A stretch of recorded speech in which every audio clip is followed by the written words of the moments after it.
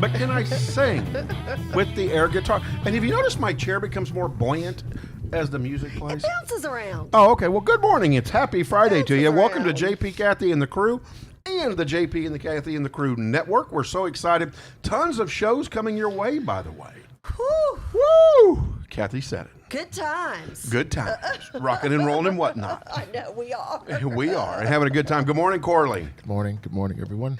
Hello. We're already like drenched in sweat. It's hot already today. It's humid. It's humid. It's humid. hot. Ugh. We're actually almost going to get up to the record that we had in 2012. They're saying 106 today. I think, Well, right? 106 is the record. They're saying 105. Oh, the 105. And that's just pure temperature. That's no heat index or anything. Oh. So please take care No of yourself. animals, no kids in the car. Yeah, I mean, yeah. That should be a good rule of thumb, anyways. Right, like a reminder, right? So the Texas Department of Transportation, if you've noticed, has started putting on their signs, please do not leave your children or your animals, or I think pets, I think it's saying pets, in your car. It's like, do we seriously have to have that reminder?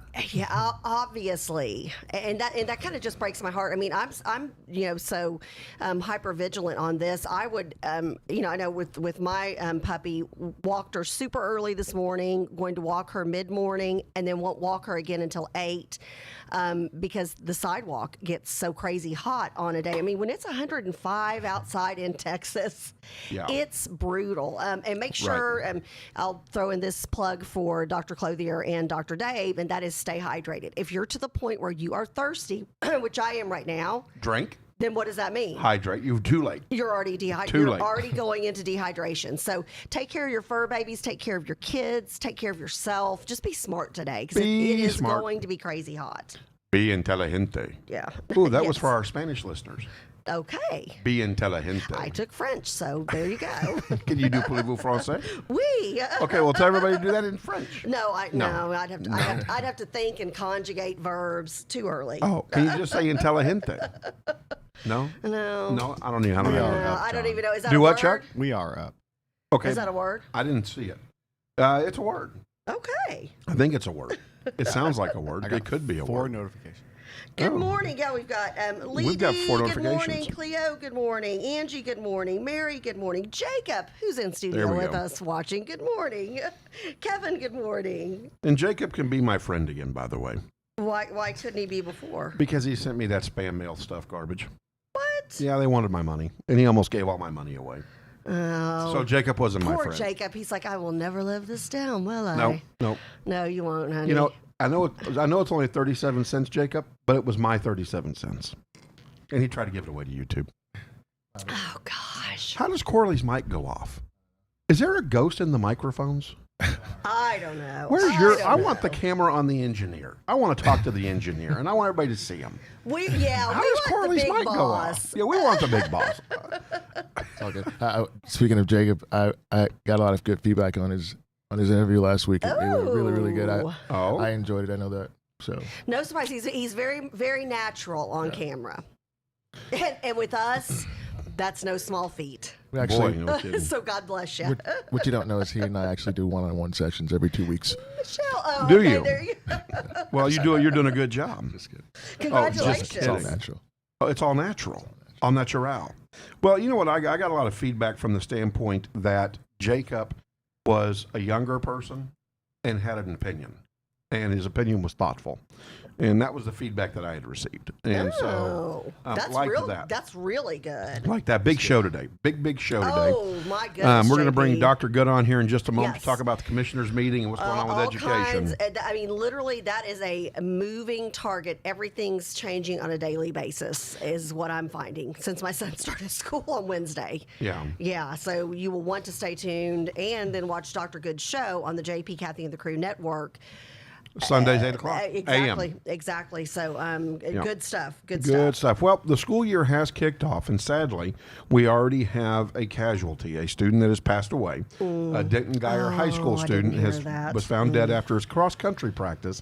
Very, very sad. They tried to administer CPR, but Thursday it just wasn't enough. Denton police say they responded to South Lakes Park Thursday morning, where Dylan Dorrell, 17, was found unconscious in a restroom.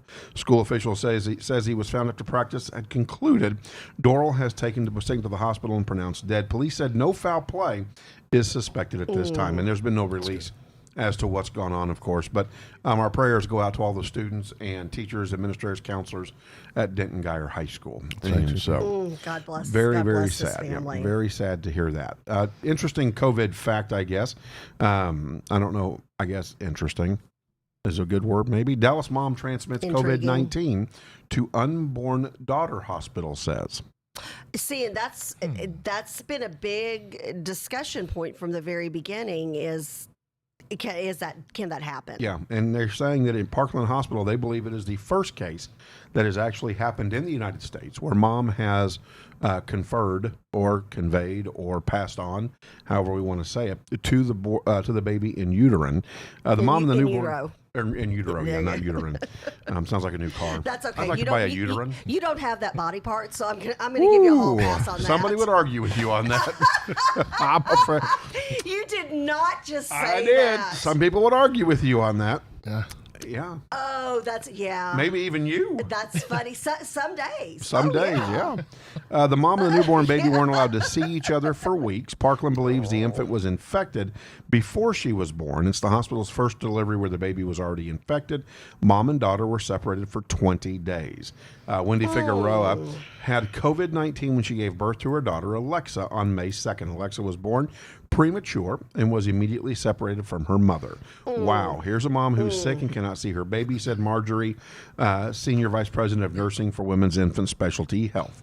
The newborn tested positive for the virus. Parkland believes she contracted it while inside her mother's womb. Thus far, it's the only case that we know about in the country. Wow. God bless.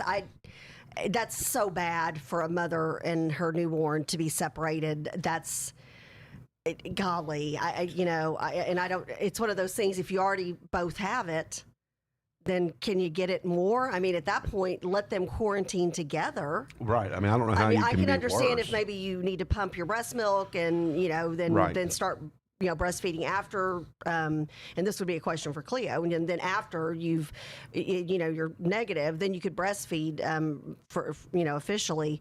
But at that point, can't you just quarantine the baby with the mom I would think for that so. bonding? I would think so. I'm sorry, they could not have kept me away from one of my kids for 20 days after. I mean, that would have been ugly, and I wouldn't have been sitting here with y'all. Well, and I don't understand why you quarantine them both from each other. From each other. Because they both have it. Again, that's Can you get it worse? That's my thing. Yeah. So I've got COVID. Can I get COVID and a half? COVID 19.5. Well, good. do you see what I'm That was real saying? good. That was way I good. mean, Real good. Oh, thanks. Kathy, that was way good. Thanks. Hey, that was way good. Everybody Hey. say wake up for Kathy. Okay. Okay, Where's the Doc- applause Doc- meter? Goodness gracious. Dr. Quinn I here. think, you know what it is? Dr. I Dave. think Jacob is so in tune with you and I and Corley, he forgot about the board. He forgot. That's it. I mean, he's glued right now to us personally because he's here. Oh, that's it.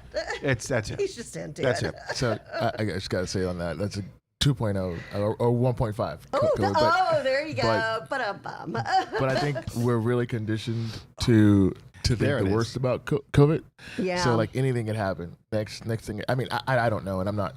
I think everybody's pushing running that, but- paranoid. But I tell you what, when it comes to that time with that mom and that newborn, that's not right. I just don't That's get not double right. COVID. I Because that don't- bonding yeah. is imperative. Yes. Separation yes. anxiety disorder. I mean, all kinds of things develop. Everything Yeah. in this, yeah. Maybe we should call the hospital and demand to speak with the head. Well, you know what? Yeah, we would let's love do for that. them to No, we'll call to them. call in. I wanna Okay. call this prank JP call. will call him. He will. No, I think we're we not should gonna prank call. prank Oh, don't prank him. call. I was kidding, but Oh my gosh. Corley was kidding. Oh, you got to watch what you put out Yeah, there. for us, watch this. We'll Corley. get him on the phone. I'll tell. JP was already looking up the phone I'll tell number. Charles. Get on the phone. Yeah. Let's just get this taken care so of. there's that. So, 95-year-old World War II veteran leaves Dallas Hospital after beating COVID-19. That's right, you heard me correctly. If World War II wasn't going to get him, neither was COVID-19. I just kind of added that, by the way. Roy, Turn it around. I want Yeah, to see that did- that's no, in there. I said that. Okay. Roy Kinslow was diagnosed last month after he started feeling sick and was immediately admitted to Medical City, Dallas. His family is celebrating victory over the virus. Kinslow's daughter, Suzette, says the warning signs were not obvious. He was just feeling very tired, not too hungry. We just kind of thought he was dehydrated. He wasn't running a fever and wasn't complaining of any illnesses. How he got sick is unclear.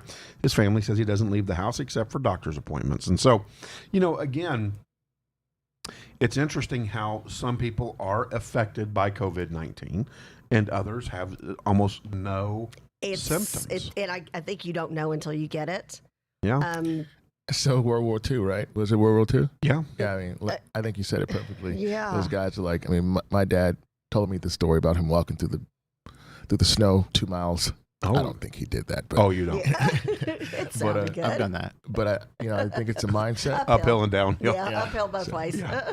It's a mental strength. It is a mental strength. I think so Yeah. too. But it's interesting because I've got a friend who's in her 70s who it has a lot of issues and was eating enchiladas and drinking a margarita on day 13 of COVID-19 when she had it. Oh, well, and again, you never know. Well, Dr. Good just chimed in on Facebook, which you can join the conversation with us on Facebook. And she said her 84-year-old dad beat it easily. And I've heard of cases like that where I had somebody close to me who had it, and it was rough. I thought Jesus was knocking at the door one night. It felt like he was having epileptic seizures. It was his shakes were so bad. And that's a person who's in their early 50s versus somebody who's in their 80s. Again, there's no rhyme or reason. I think that's why a lot of people end up having it and they don't even know it because you just think, I'm just not feeling 100%.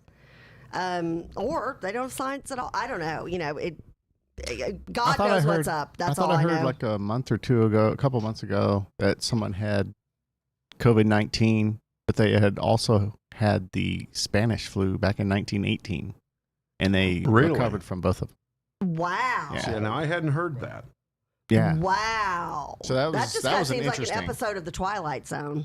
Boy, no kidding. Great show, by the way. Very great show. Love that show. All right. Do we have Dr. Good on the line with us? We do not yet. Where is Dr. Good? She will be on any time. You think so? And Dr. Good said they think that her dad got it at a doctor's appointment. Right. I did talk to her about that as well. Like yes. I have to go into a doctor's office today to get a medication refill and check on a couple of things, and I'm like, I'm just kind of dreading it. How do you do it? Is there like a beekeeper suit that I can wear or Yes. something? I mean, I'll call John one Gura. of those plastic pods. We've all sent those around in text messages. They're like, and there's even people going out on dates on those, which I'm like, how not fun is that? And did y'all see the thing? They did a whole montage on people getting married, kissing each other with masks on, or like guys and girls out on a date and they're kissing through a mask. No. Man, at that point, really? Well, what's the point of that? Exactly. I was like, come on. The new norm. Like using No. cellophane. Hold on. I got to go stupid on this. Hold on. There's no. Dr. Good no. said she's waiting for the host. No So. new norm. What is that? Corley, I'm new calling you out. normal. I don't No, like there's no that. new normal. This is ridiculous COVID. Okay. Trust me, if 2020 is the new norm, then we got a We're in long, trouble. long 10, 55 years of new norm yuck. Oh, we're in trouble. Kissing through masks. Come here, Corley. I'm gonna give you a big Oh, smooch. have y'all seen Sat that? here first. Have y'all seen that meme that's people do their goals like 5 years out and they're like, okay, so who when they did their 5-year goals predicted their 2020 would be like this? It's like nobody. I mean, gosh. Nice. Oh. They were on my goal list. I was closer saying it'd be the zombie apocalypse, and I've got my samurai sword ready. Dr. Be Good, if you Oh. could use the new link Oh, okay. that I sent her, that would be great. I just emailed it to her. All right, there we go. Excellent. Dr. Be Good. All right, if you're sitting there wondering, why is JP on his phone playing on his phone? Well, I'm sharing out this wonderful show. to Online people. dating. I was doing online dating, Courtney. She's out in the hall. No, Yeah. no, Oh, just and she's out in the kidding. hall. No, Courtney. Oh, Courtney is, yeah. Bring her in as we expose the whole secret. No. Oh. So, bottom line is that a lot going on with the new school year, a lot happening, Yes. a lot of changes. It was interesting to see posts on Facebook, your posts of your children's first day. It was funny. Some of you had them hold chalkboard signs that said, "This is what it should look like. this is what it looks like, and then a picture of them. So them leaving the house with their backpack. I was waiting for the Three's Company theme song as they're walking out the door. You know. Yeah, and Yeah, exactly. And I've thought about posting this because it really kind of is funny. Here's my son's picture. Look at he's so thrilled. Show that to the camera. Yeah, I mean, it's just. You know, I was like, a first day of school picture, and he's like, really? And I was like, dude, it's me. So what do you think? He's like, I mean, He's like, did you make me steak and eggs? Is he smiling or? oh no, I mean, I'll Oh, send it to no, you. no, no. No, it's like the look at me like, okay, this is Really, about Mom? as good as it's gonna Really? get. So don't even be like smile and show teeth, which we just got his braces off. So I'm expecting a big toothy smile. No, this is oh, please help me. Yeah, it was please help me. So the pictures were interesting. They were actually, the kids looked like they were put on their best face forward, but you could tell this was not what they wanted. No. And when you took the picture of them where their actual classroom was at, which was at their desk upstairs or at their desk in another room, it was like, whatever. Yeah. And then I'm watching them. It was funny, this one parent did a good job, got the classroom or something on the screen in their picture. I have with Dr. the student. Okay, very good. With the student watching it, and it's like there's no paper, no pencil, nothing to take notes, and it's like, how are we having engaged learning? Well, they are, and the rules are very different. That's why we're going to talk to Dr. Good. But I know the parent meeting I had last night, obviously online. Boy, there are some it's a different world than it was for spring remote learning, at least on my son's campus. Oh yeah, very serious. Very specific guidelines for engagement. So, are they wearing masks? No, not online. Well, he's doing remote learning. So yeah. But they're in Wisconsin. They're having to wear. There's some company that has to wear masks even for online meetings at their home. Go figure. I'd be. Why would you have to wear a mask at home? We'll have to talk. We'll talk to Dr. Good, but if we have time, I'd like to get to that today. Wow. People wear them in the car. Well, yeah, that's because people have lost their minds. Right. I love watching them in their car with their masks, and they have their face mask thingy on. And it's I'm not laughing at it. I'm laughing with them. I can understand if they have somebody with them who's not from their family, their immediate shelter in place kind of people. Right. But when people are by themselves, I'm like, it makes me break out. I'm just like, Snapdragons. So, I was thinking over the weekend, what do you think our inconvenience was? Like the kids, some of them want to go back to school. Oh, did we have an inconvenience when we were growing up? I don't know if there was one for us. Inconvenience? No, not really. No, nothing, right? we had it good. No, we had it right? really good pretty back good in the day. Yeah, I guess the big question was, were there any Pop-Tarts for after school? Yeah. Right. Walk in, I want a Pop-Tart. Yeah, they're gone. Yeah, did my mom buy strawberry pop? Oh no, Mom was Pop-Tarts, home. you know. Mom was very home. good. Yeah. We were poor, but Mom was home. Yeah. And I was glad. I learned how to be poor and Right. have Mom at home. Right. All right, we've got Dr. Be Good joining us right now from Ask Dr. Be Good. She is our expert in public education and a superintendent in public education. Yes. Good morning, Dr. Good. Good morning, and nobody wants to be me, by the way, now. Yeah, right. No, yeah. They don't pay you enough to get to deal with what you're dealing with. Yeah. Well, you look fantastic this morning, You by look the great. way. Yeah, you didn't want to be bored. You always like a challenge. Well, you got one. Be careful what you ask for, right? Yes. Because so the commissioner's call was interesting yesterday. 11 out of the 12 categories were updated. I won't bring you all of the information, but what I will tell you is that they now have a flyer for parents, education rights and responsibilities during COVID. And I sent you the link. Yes. To put in the comment so that the parents could see what the EA expects. It's informational, but there are also some expectations that parents can't just access the school easily. There are processes that have to be followed. For example, most school districts around here are doing the 4 weeks remote learning, except for those kids who are in areas where they just can't get internet. And so they can come to the school starting the first day of school and use remote learning from there. So they would do the remote home instruction from the school. So we're trying to be supportive and yet at the same time limit the amount of kids on campus. So, and it does explain to parents that if you want to come to school, you must alert the school ahead of time. Okay. At least 2 weeks before school starting, we must know if you're going to have your child come to school. Well, and that seems fair because you're going to have to divide your staff accordingly between classrooms or across one end of the classroom to the other. So you've got to plan for that. You can't just have kids come in randomly like before. No, not at all. And if we have social distancing still, and we do, that means 11 to 12 per classroom. If we have 100 unexpected kids, that's 10 plus classrooms that we did not have ready. Right. And so it is a whole new world. Like you said last night after your parent meeting, parent access, even if the kids are in school, once the 4 weeks is over, and if the board decides to allow the kids to come back to school because the COVID numbers say it's safer, I said safer, not safe. Right.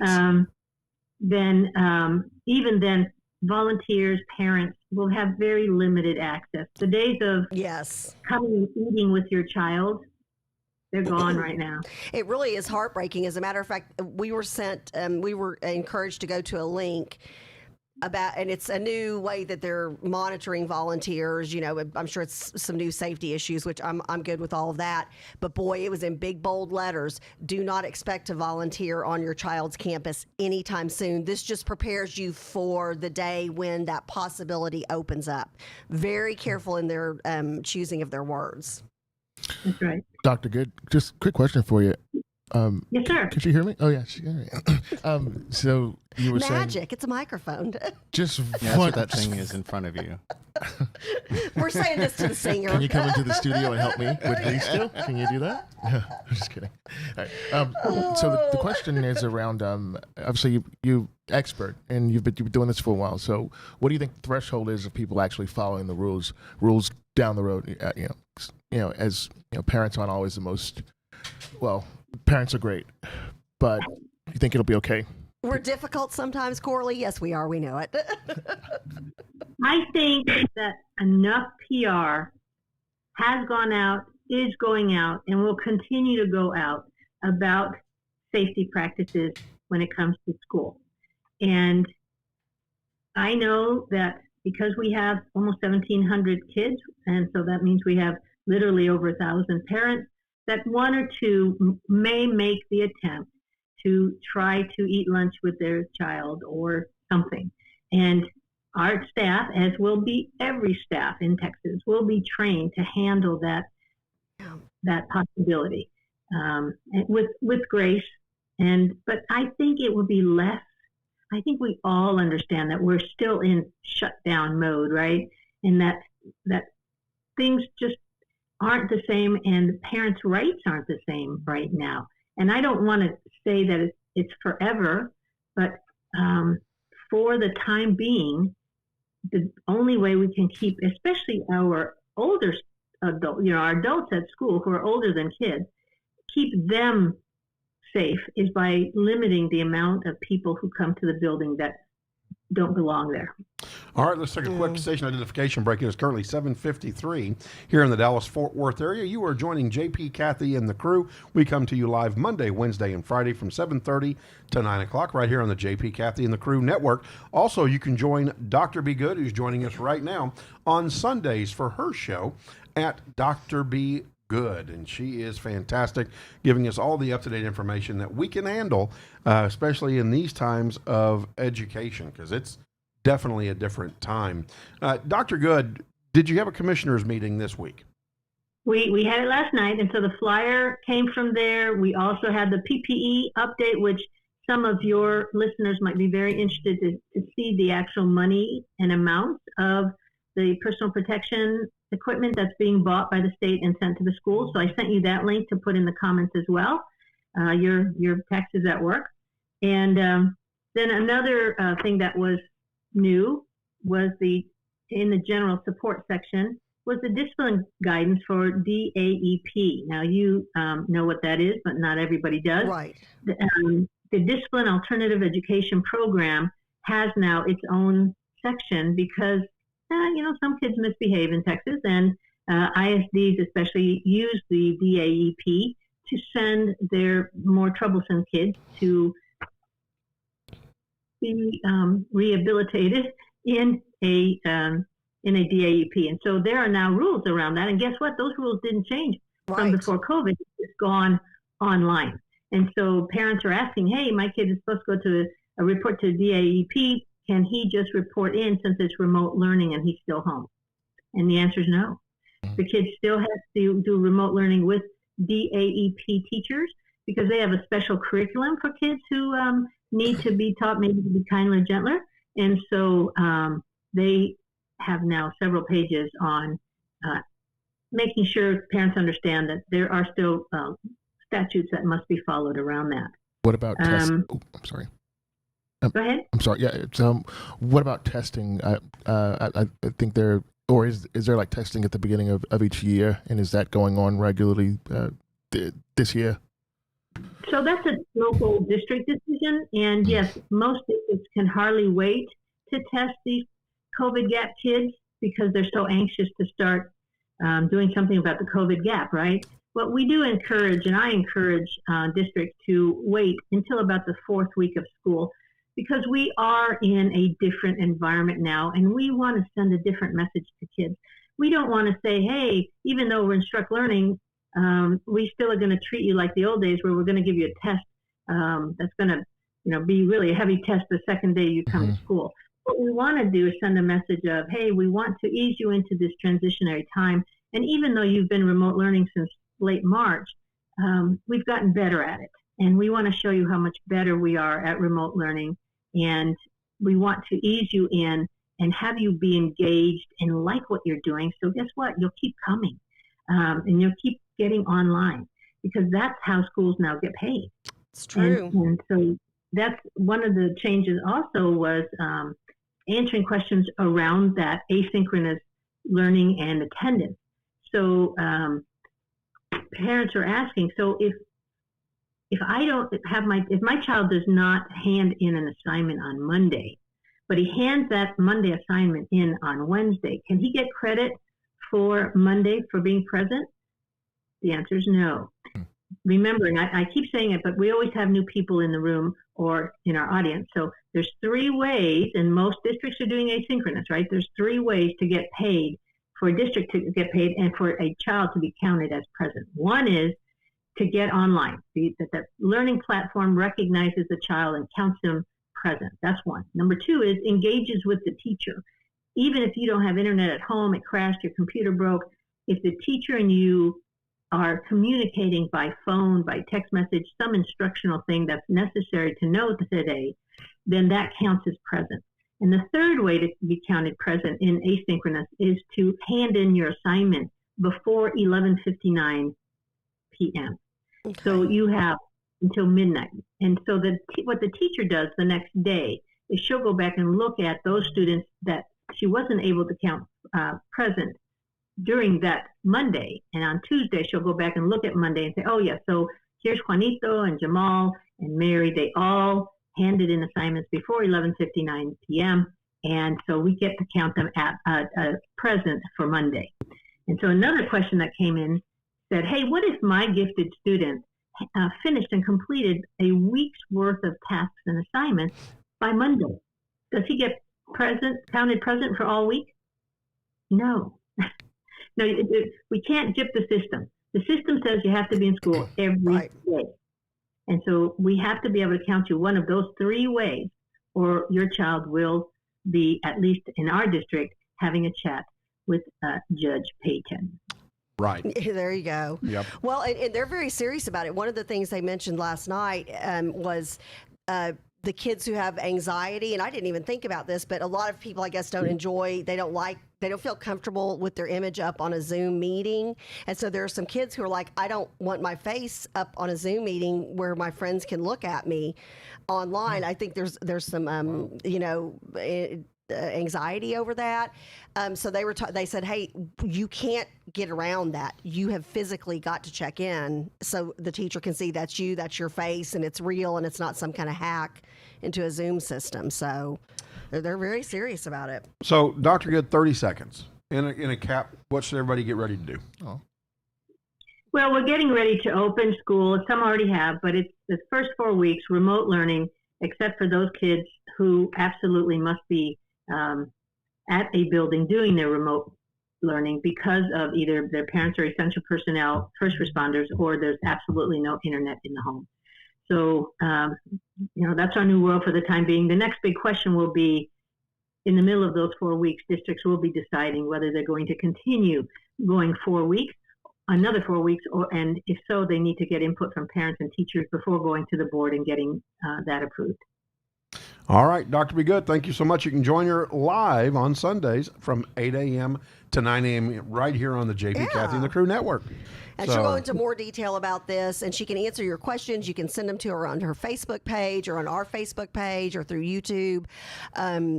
Get your questions ready for her on Sunday. Heck, send them to her ahead of time. She'll answer them on the air. Absolutely. Thank you. You're welcome. Have a great day, Dr. Good. Mm-hmm. All right, it's time to move on. Trying to make sure everything's set up. Do we have people in the waiting room? And I've got another young lady. Can you grab her email address?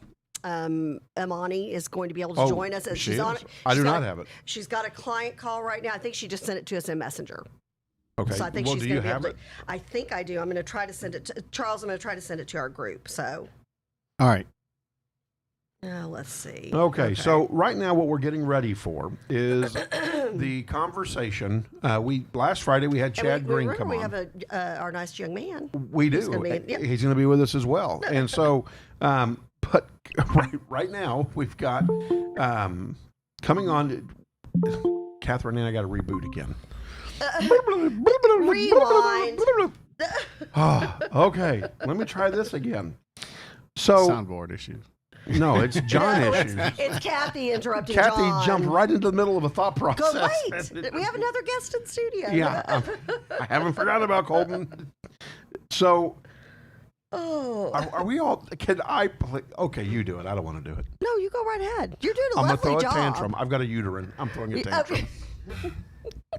That's going to be a word we use. I now. know, You right? That, right? I do. I absolutely do.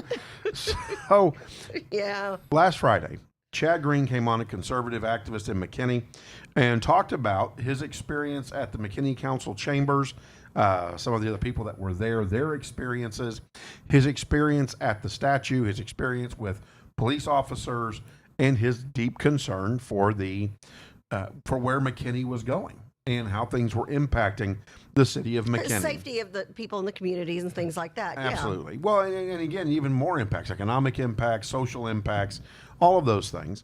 And some people took onus with it, and they reached out to us, and we said, you know what? Let's have a conversation. And so today we're going to have part of that conversation. So we should have joining us Councilman Lashadian Shemwell. We should have with us Alonzo Tutson. I'm hoping I got that right. I'm going to go with Tut because I'm a phonics guy. So I'm going to say Tutson. And he will correct us if I hope we're he wrong. does. I hope he does correct us if I'm wrong. We should have Cleo Marchese joining us as well, also a conservative activist. And then we should also have, did you say Miss Annie did agree to appear? I did just sent you, Charles, an email for her for link. Now, she's on with a client for work right now, but she was going to try to hop on. Okay. So we should have Miss Annie as well, an activist who took onus with Chad Green's comments as well, saying they're not accurate comments. And so we're going to have this conversation, and let's talk about it, have the discourse. Right now, Is Chad going to be back on? Yes. Okay, in today's climate, we forget how to be civil? Well, civil is a good word. Statesman-like. Okay. I don't know if there's such a word as a stateswoman-like, but if there is, we'll say that. It's yeah, I didn't think so either, but I could already see myself good. being microaggressed or macroaggressed, for goodness sakes. But we want to get back to that. That's where we need to be. Let's have good discourse where we can bring people to the table and have these conversations out. And then we're also going to talk about the Throckmorton statue. Yes. Which is at the center of all of this. And should Throckmorton statue be moved or removed in its entirety? And so, do we have everybody in the queue? Are they ready to go? I just sent her an email, so perfect. Well, she'll jump on after her client. And so, but do we have everybody else, though? Do we have Councilman Shemwell? Do we have Alonzo Tutson? Do we have Chad Green, Cleo Marchese? Yes, we have We have Chad Green, And can we do them on a split screen with us too, and Charles? Chad. Yeah, I'm He's going gonna to put them up on there. back there. All And right. can we put them on this one too? Yeah, Because yeah, I think I will. since there's All more right. of them, it'll be harder to see on So the screen first of behind all, us. so Chuck, am I allowed to talk to them? Are we at that point? They can hear. Oh, very good. Can we see them? I can see them. Okay, good. Chuck can see them. That's all that Hey, matters. that's all that matters. That's all that matters. So, good Our morning, director Councilman can see Shemwell. it. Good morning, and welcome to JP, Kathy, and the crew. Good deal. Oh, volume. Oh, I think some of them are muted. Can we unmute Yes, they're them? muted. Well, they have And to can we unmute put them themselves. on the main screen? Councilman Shemwell, could They're you? kinda Oh, your small on this microphone one. is Muted. Is muted, Councilman. Can you unmute for me? And then also, Alonzo, yours he's is muted as well. Because I can see your red microphones. Of course. Now, Councilman Shemwell, we do not want you to get into an accident and try to do this, so please be careful. I see you're driving, and we don't want that to happen. Alonzo, are you stationary or driving? We don't want you to get in an accident. Cleo said her link is not working. Okay, very good. Thank you, Alonzo. We Cleo appreciate said that. her link is not working, JP. Okay, so if we could resend that Resend link that. out, Chuck, that would be great to Cleo. All right, I got to pull them off the screen for a minute. All right, well, Councilman Shemwell, while you're getting your mic unmuted or trying, because that's not an easy task, by the way. We've had several guests who, our audio will come off when their video comes on. And then we've got Chad Green joining us as well. Good morning, Chad. Good morning. So, Alonzo, let's start with you, since Councilman Shemwell is still getting that microphone audio worked out. You heard the show last Friday when Chad was on, and there were some things that you disagreed with. Can you tell us in a very good discourse type manner, what did you disagree with and why?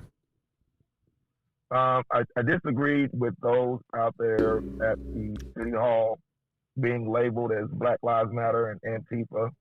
That's not the case at all. These are lifelong McKinneyite. They've grown up in the community. They've seen the community and wanted to be involved in the community. So this is not a Black Lives Matter movement, nor is it an Antifa movement. These are District 1 residents, particularly what we call the Pride communities, or you'll hear used anonymously as the East Side residents that have been coming out to City Council meetings. Okay, Councilman Shemwell, you either watched the recording or you watched live the show. You heard Chad Green's comments, and so what did you take onus with? What did you think was not accurate? And let's go ahead and clear the stage and let you give your interpretation of what you believe is accurate. Yes, sir. I was also frustrated. Good morning, everybody. Thank you for the opportunity to be here. You bet. I was frustrated also with the labeling of Black Lives Matter protesters or Antifa. Again, these are District 1 McKinney residents. These are lifelong residents. And also, just the framing of people blocking the door, being violent, those kind of things that did not take place. These are lifelong residents. Mr. Tutson himself is a lifelong resident.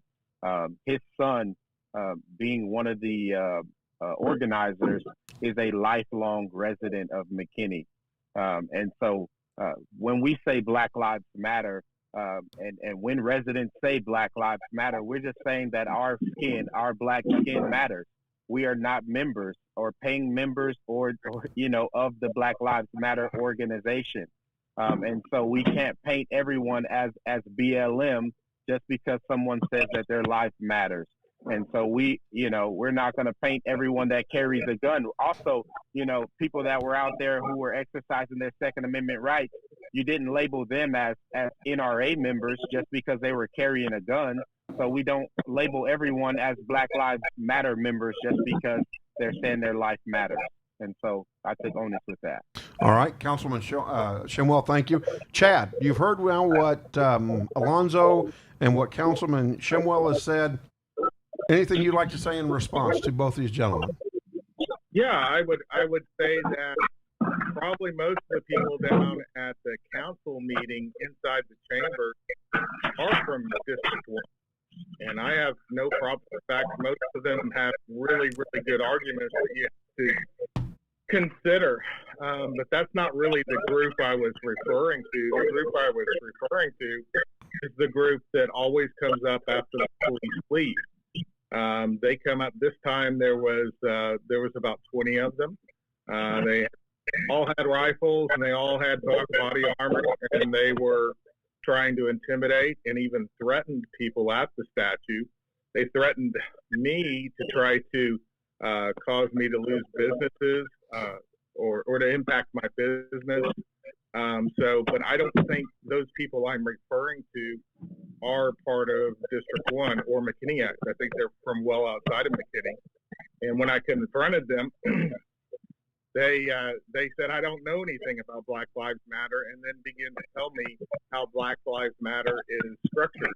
So I certainly understand where Alonzo, Councilman Shemwell are coming from, that quite a few of the people down at the council chambers are District 1, and those people deserve every right to be heard. I want them to speak, and I don't have a problem with them carrying firearms either. That's their constitutional right. I do have a problem when people are being threatened and you're carrying a firearm. If you're physically threatening to hurt someone, beat them up, and you've got a firearm, that's a problem. Okay, so expand on that. Who got threatened? Were you there and present? Real quick, if you're not talking, if you can mute your mic, because we're having some folks from the crew say they're having a hard time hearing. Some feedback, Yeah, okay. some feedback. So kind of like a Zoom meeting. Yes. Oh, okay, now we're Zooming. There you go. All right. So, Chad, can you explain that a little more? I mean, because, Councilman Shemwell is saying, hey, people weren't being threatened in the council chambers. Things were orderly. Alonzo, I believe, is running parallel with that commentary. Did you experience somebody after the meeting carrying a gun, not necessarily from District 1, threaten another person? Absolutely, and there's plenty of witnesses to that. In fact, we've all gone up to the police department and tried to file a report. They wouldn't accept the report. The person who was threatened, well, both people that I know were threatened have refused to put a police report in because they're scared for their businesses and they're scared for their lives. So, I apologize to everyone. I don't know if it's Miss Cleo that's on, but I'm getting a lot of feedback. Yeah. Can you guys even hear me? Yeah, we can see. We can hear you and see yes. you. Okay. I'm pretty sure I'm muted, but fine. I'll mute again. Well, no, go ahead and stay muted. So, Cleo, feedback on that. You heard what Councilman Shemwell said. He said, hey, we're not necessarily a member of an organization called Black Lives Matter, but we're talking about our skin color, that we matter. Black lives matter, more of in a term of a life versus an organization. Okay. I watched all of the videos. I watched the city council meetings actually going back until October, so I saw a lot of what Councilman Shemwell has said. I even watched some videos on YouTube last night that showed both perspectives. I did see a lot of bad behavior of what I felt was on both parts, and I did see a group of Black people honestly say that it's on now and that we're going to protect Shemwell, and that is actually on YouTube, and there are people there present with guns. So I'm not really sure where y'all are going with this because, when you guys keep saying Black Lives Matter, the statistics, when you focus on something as infinitesimally small as police violence, kind of make me wonder what you're thinking. Because if you break it down like that, the highest problem that we have in the Black community is that's not even it. But that's fine. Because, I literally did a lot of stats last night. For a pregnant woman, her mortality rate is 17.4% in 1,000 women. That's a Black woman in the United States and in Texas. Infant mortality rate, and it has nothing to do with abortion, is 10.7% in 1,000 births. And then when you get down to Black lives, it's 1 in 1,000. And when you look at on the CDC website, the fourth leading cause of death in the Black community is homicide, and it's not by the police. It's by other Black people on other Black people. If you are a Black male between the ages of 18 to 25, you stand an 85% chance of being murdered before you are 35 by another Black person. Yet we're focusing on this. That was the most disappointing thing that I took away from those meetings. we're focusing on that statue, which to me, it's going to cost $100,000 to bring it down. If you don't want it there, stick a plaque on it, find something else to do. But if you're going to really be focusing on Black lives, let's focus on things that actually do affect Black people and really help them. Instead of let me. I have first. Please don't start that. Let's focus like a laser crap on police violence and Black people. Let me interject. Let me interject, ma'am. Thing that Black people do is disrespect each other. So let me interject, ma'am. Thank you. So Cleo, if you'll go ahead and mute. Go ahead, Councilman Shemwell. Thank you. Because I think once again, she's focused on the Black Lives Matter platform, and as a council member, I'm not focused on police brutality. So as a council member, I focus on all things city related. And so all things city related that intersect in the Black community. So I'm focused on inequities and equity that, first of all, have the Black community in a state that have us in a place where we exist, that have us to a place where Black people are being murdered at higher rates. So we're talking about inequalities in housing, inequalities in education. I'm talking about an overall system that has been in place in this country that have put us in a place where we're marginalized and have been marginalized. That's why Black people are dying at higher rates. So you're talking about a Black Lives Matter platform that we don't subscribe to. I said that in the beginning. No, I'm not talking about that. I'm talking about. Ma'am, I'm talking. Okay, wait a minute. You already cut me off. Ma'am, I did not cut you off. I let you finish. About inequities and all of those ma'am, things you've been ma'am, focused on. Excuse me, I'm talking. Excuse me. A lot of other things, sir. Ma'am, I have an 8:30 budget meeting here at the City Hall, and I did not interrupt you when you were talking. So you kind of did, but go ahead. And so, again, back to what we were saying. These people here that are talking about we're going to protect Councilman Shemwell, they have every right to feel some type of way about their representative, because it was Chad Green's post who had white supremacists saying shoot all the protesters in the open. It was Chad Green's post who had white supremacists going on there saying shoot them all and all lives splatter and all of those things that Mr. Tutson has all the screenshots that we have forwarded to our police department time and time again.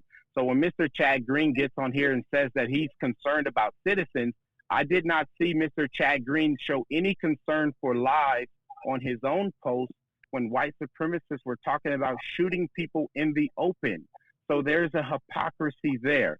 I was concerned about all lives and all residents when I forwarded all of those concerns, not only to my chief of police, but made sure those concerns were sent off to the FBI. All right, we're going to go to Chad Green. Chad, response to that. I did respond to that. I put up on Facebook that was ridiculous. I'm interested in the safety of McKinney, in the safety of our businesses and our people down there. I told people that are coming in with the attitude to start a fight to stay away. And that was my Facebook post, so that's an incorrect statement. I would just like to say one other thing. I really find this argument over the statue to be completely idiotic. It is on the National Registry. The city does not have the authority to move it, and it's actually owned by the Smithsonian. So I would really wonder why, and I know Councilman Shemwell did not do this. I know this was done by our mayor, Mayor Fuller. Why this was brought up before council? Because it seems to me that it was brought up to shift the argument for removing Councilman Shemwell to really help gain a lot of votes for his removal. I agree, Mr. Green. I definitely agree, Mr. Green. And I wanted to bring up the point. She also made the point that it was going to cost $100,000, $200,000 to remove the statue. I've talked to city staff. We could have that statue removed for $5,000. We have public works. It is not going to cost us any money. We have the staff and the capacity to remove the statue. So from a fiscally responsible, it's not going to cost us that much money to remove a statue. We have staff. We have the capability to remove a statue. That's not the point. It was strategically put on by the mayor and the mayor pro tem to cause division in our community right before my recall election, because he knew once he put this on on the agenda that my community was going to have some feelings and that I was going to have to represent those feelings of my constituents. I do not represent my own feelings. I do not represent myself. I represent my district and the concerns of my constituents. So when the mayor puts this on right before my recall election, it is my duty and my obligation to represent the needs and the concerns of my constituents. Whether I want this statute to stay or to go, it is my obligation as an elected official to represent the concerns of my constituents. And as you see, the constituents that show up every week, their needs, their desires are for this statute to come down. And as their elected representative, that is what I am going to advocate for. So, Councilman Shemwell, let me interrupt you for just a moment. I want to get Alonzo back in on this, and then we're going to go back to Cleo. Alonzo, lots of feedback there. What have you observed? What's your theory? How do you react? Well, one of the things is what I had presented to the mayor and council at the last city council meeting was to place the statue at the resting place of J.W. Throckmorton. His historical landmark is out there at Pecan Grove Cemetery. That is the resting place of the Confederate soldiers. It's actually, labeled within McKinney as the Confederate cemetery. It can be moved. I understand that it's part of the National Registry and Smithsonian. However, monuments and even whole buildings have been moved and placed in other areas. And that marker goes along with it. Now, I understand Ms. Cleo's passion, and we're talking about a national level. I'm not specifically, I'm not concerned about a national level at this moment. I thought this morning show was focused on McKinney specifically. It's not about the statue. It is not about the statue.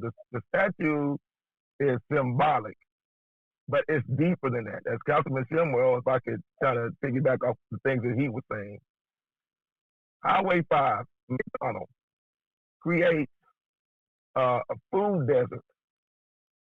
That portion of the community, the prior communities, are cut off from this basic services, grocery stores, pharmacy, financial institutions. So when we mention Black Lives Matter, not the movement, that is not about the statue, this is a group of community members and leaders that have been disenfranchised since 1845, the establishment of McKinney. So I understand, and I know we can hit statistics all day long, but I ask if any of you on this panel, outside of Councilman Shemwell, have you taken a tour with any of the seniors or elders in the Pride community? If not, I will be more than happy to take you on a tour so you will understand the history that is taking place in McKinney. So it's deeper than just giving national statistics. I commend Ms. Cleo for helping out that one individual, but when you have bodies that are floating down the river and you're able to save one, and there are hundreds of bodies flowing down the river, eventually you have to go to the top of the hill and find out why are all these bodies floating down the river. So this is a systemic problem, as Councilman Shemwell alluded to. It's much more than a statue. Believe you me, that was the catalyst, but it's deeper than that. That's the tip of the iceberg that sank the Titanic, but it is much deeper than that, ladies and gentlemen. So, Cleo, at this point now, there's a lot out there on the table. Reaction, response. My reaction is that the statue, the reason it bothers me is because I grew up in the Black community, not the Black community in McKinney, but in Houston. And you see these problems all over the place. Food deserts, like you talked about, elderly living in trash homes, no air conditioning, high poverty, high crime, crappy education. And again, we keep focusing on statues. And I had this analogy before. I feel like the Black community in general, across the whole United States, even here in McKinney and even in Collin County, it's like we're having like like systemic bone cancer, okay? The whole body is literally about to die, and you've got someone saying, hey, look at this problem over here. There is a mole on their nose. We need to get this mole off because it bothers everyone else. But we're going to ignore all of the real problems that are happening. And in none of those meetings did I see anyone talk about trying to get someone to even put a freaking Walmart over there, grocery center, or getting better health care in that area or anything like that. I'm just sick to death and tired of people saying symbolism. I don't mean to cut you off, Ms. Cleo, but No, that's don't not cut me true. off because That's not true. Alonzo, That's inaccurate. Alonzo, if you'll let her Okay, finish, that's what please. you're doing. And then I'll let you That's come just back, why I'm saying, Alonzo. no, I No, understand there that. you go again. You're cutting me off. Let her finish, and we'll come back to you, Alonzo, I promise. Let her finish. Go ahead. I found it disappointing that I saw this issue for like weeks. I mean, it's just really disappointing. If you're there representing a community that's underserved, then to me, I think that'd be the last thing you guys would be focusing on. You'd be focusing on some heavy duty stuff, not this. I would like to speak, Mr. JP, if I may. Yeah, and I know that Councilman Shemwell, you've got to get into a meeting, so we're going to let you go ahead and wrap up your comments unless you can stay later than 8:30, and then we'll go to you, Alonzo, then back to Chad. Go ahead, Councilman Shemwell. Thank you. I think, again, to Ms. Cleo, this was the reason I reached out to JP, because statements were being made that were false. And again, Ms. Cleo's making statements here again that are false. Actually, I'm not making statements that are false. I'm speaking, ma'am, I'm speaking. You just asked Mr. Tutson not to interrupt you. Cleo, if I can get you just to hold, and we'll come back to you, I promise. We got 34 minutes. But please don't get off on a note where you're lying about what I said. Ma'am, again. Councilman Shemwell, you have the floor. Thank you. You keep making statements that are false. You said that the black community is focused on a statue, when clearly everyone that just spoke on here and everyone can see that the facts are the black community did not raise the issue of the statue. The white mayor, George Fuller, brought the statue, and the white mayor pro tem seconded the statue. The black community did not raise the issue of the statue. So you can't keep saying the black community is focused on the statue when two white members of the council brought forth the issue of the statue. So that is a false claim. Okay. But did you not keep talking about it? So that is a false claim, ma'am. If the issue, it is, and you keep interjecting. It is, and you keep interjecting. Ma'am, we just asked you multiple times to quit interjecting. So again, the false claim that the black community, it is my job, if something is on the council agenda, to represent the concerns of the community. So if it's on the agenda, you're right that I'm going to express the concerns of my community. Once again, the black community did not put it on the agenda, but of course we're not going to be silent about our concerns about something that's on the agenda, first and foremost. Secondly, we have a federally qualified health clinic, the first of its kind in North Texas, east of 75. So we've addressed health care in my district in the city of McKinney. So you're talking about things that have not been addressed. You're talking about all the meetings that you went and so-called researched in the last 24 hours that you know nothing about what we've been doing since I've been on council for the last 3 years. So if you want to go do the research, then you know what I've been fighting for east of Highway 5, east of 75 for the last 3 years. Everything from pay, from minimum wage, from paternity leave, for all those things that you've talked about for maternity, for mortality rates. Those are things that I've actually fought for in the city of McKinney over the last 3 years. So your statements, once again, are false, ma'am. Thank you. Now, Councilman Shemwell, are you going to be able to stick around, or do you need to go into a budget meeting? I have a budget meeting at 8:30. Let me go check in. Very good. All right. So, Alonzo, I told you we'd bounce back to you. Alonzo, comments, and we'll go Chad, then back to Cleo. Again, I just want to reiterate what Councilman Shemwell mentioned. We did not bring the statue up. It was brought before the mayor, and the mayor pro tem brought the issue of the statue up. What's at stake here is so much deeper than the statue. What Ms. Cleo doesn't understand is going and watching the council meetings, that's great. But there are a lot of meetings and conversations that are going on behind the scenes In fact, Mr. Chad Green and I actually had a conversation yesterday morning, and we agree on a lot of the things that are being discussed. But to say that no one has ever addressed the lack of grocery stores, pharmacies, financial institutions, basic resources in McKinney, that's false. For the last 20 years, I've been speaking those things. In fact, Mr. Green and I exchanged pleasantries as well as contact information because the last council meeting, I got up and spoke on gentrification. So these issues are being, and the same thing that I addressed before the council 10 years ago, before any of the members that are currently on the council were there.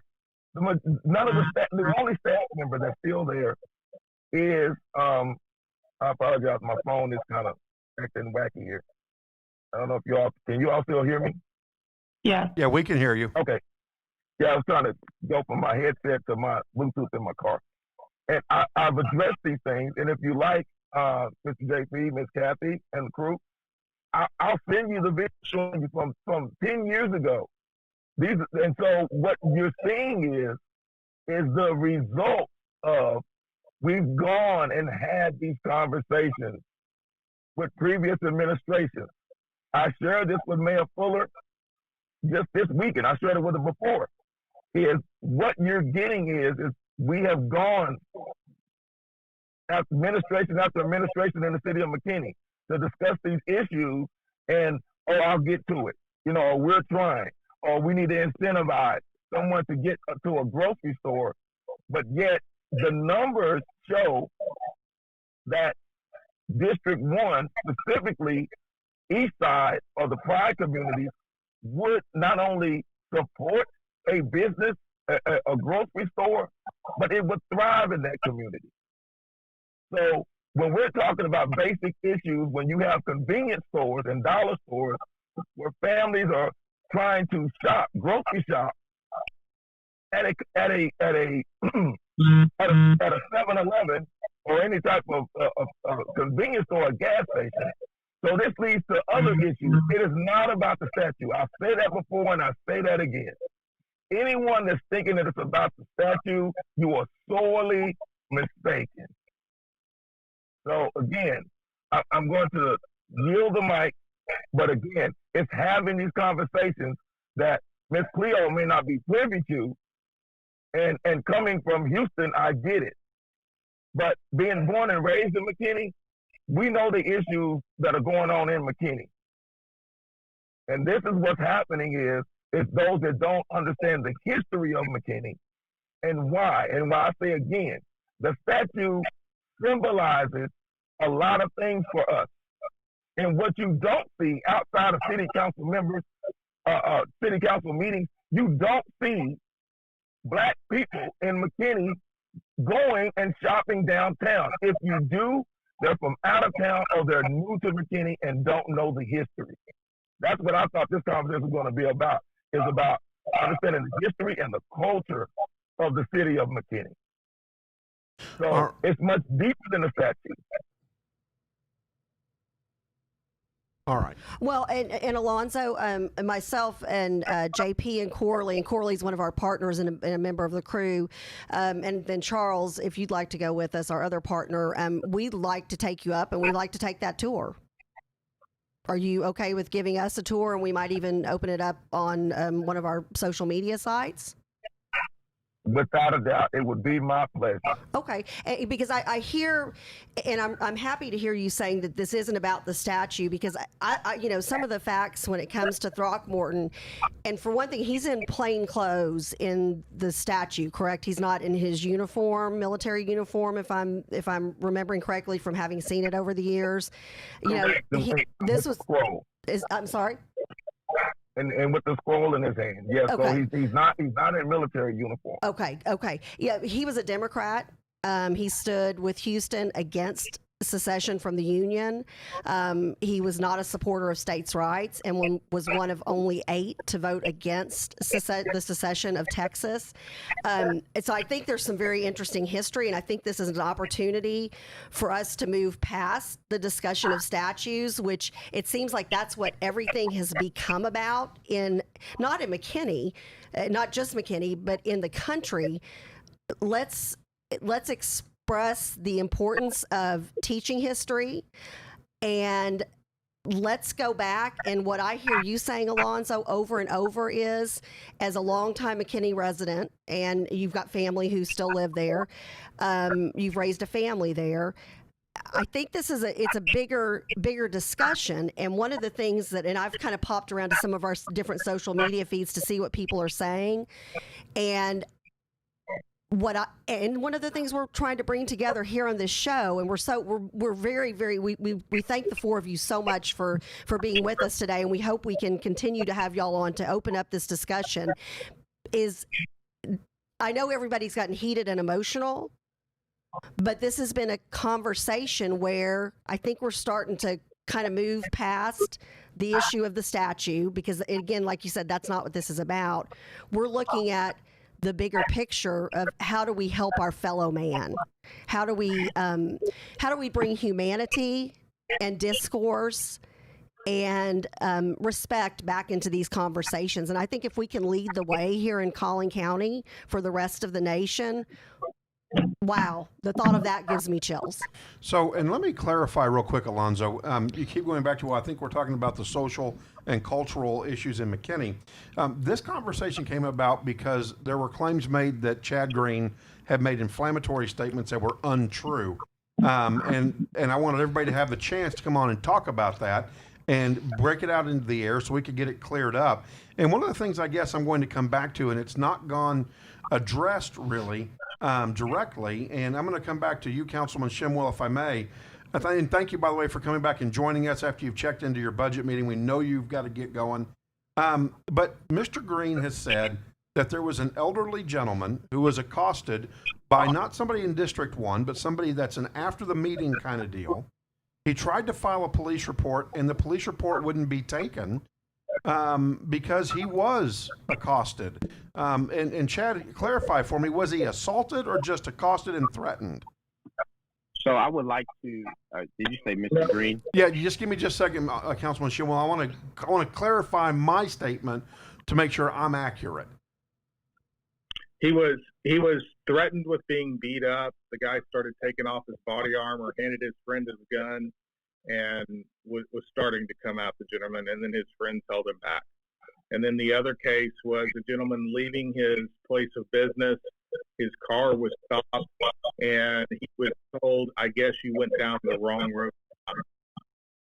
So those were the 2 instances from this last week that I'm aware of. There were some others in previous weeks, but those are the 2 from this last week. So, Councilman Shemwell, would you be willing to talk to this McKinney citizen and find out what happened, and if there's an issue and the police department won't do anything about it, can you pass the word on to the chief and to the deputy chief? I would be, and I just think it's very unfortunate. I think it's very unfortunate because these are the same people that back the blue. Whenever there are people that say Black Lives Matter, these are the same people that say Blue Lives Matter and back the blue, and then they turn right around and throw the same police under the bus. Because mind you, there are heavy police presence at these city council meetings. So police are on the scene. And if the police would see anybody breaking or violating the law, I have trust that these police would do their job. And now you have residents getting on your show saying that these police are turning their eyes away and not doing their job. And I know these instances to be false because I've seen a guy come out and tell a black woman to shut the F up and that he was the aggressor. He was the violent one. And then he tried to turn around and say, oh, police, I feel threatened and this, that, and the third. And the police were standing right there, and they actually had already told the guy to leave. And then he came back after they already put him out, came back around and was aggressive again. They already told the guy, hey, we already told you to leave. And so there are these instances where these guys are the aggressors. They come back, they're inciting, they're instigating, they're already asked to leave by the police, and then they want to say, woe is me, and cry out victim. If these are the things that are taking place, show us the video. Everybody has a phone.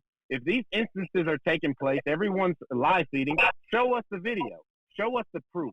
Otherwise, quit crying wolf, because these things are not taking place, and they're only stoking the flame and causing division. And we don't need that. We need to be working together to bring unity and healing to our community. And that's what I'm saying, because these are third party statements from Mr. Green. Mr. Green is not telling you something that he was a party to, something that happened to him. These are stories that he heard from somebody else. Mr. Green, where's the proof? That's false. Mr. Green, where's the proof? Because there's live feed videos. There's live feed videos of all of these.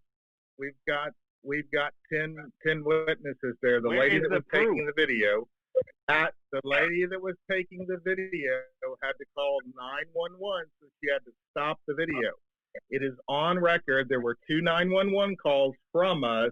The police did not respond for an hour, according to their own records. File the report and let the police handle it how the police handle it. If there was an assault, file the reports like we would tell any other resident to do. But I'm just telling you, most of these that I have witnessed with my own eyes have not been the truth the way the story is being told.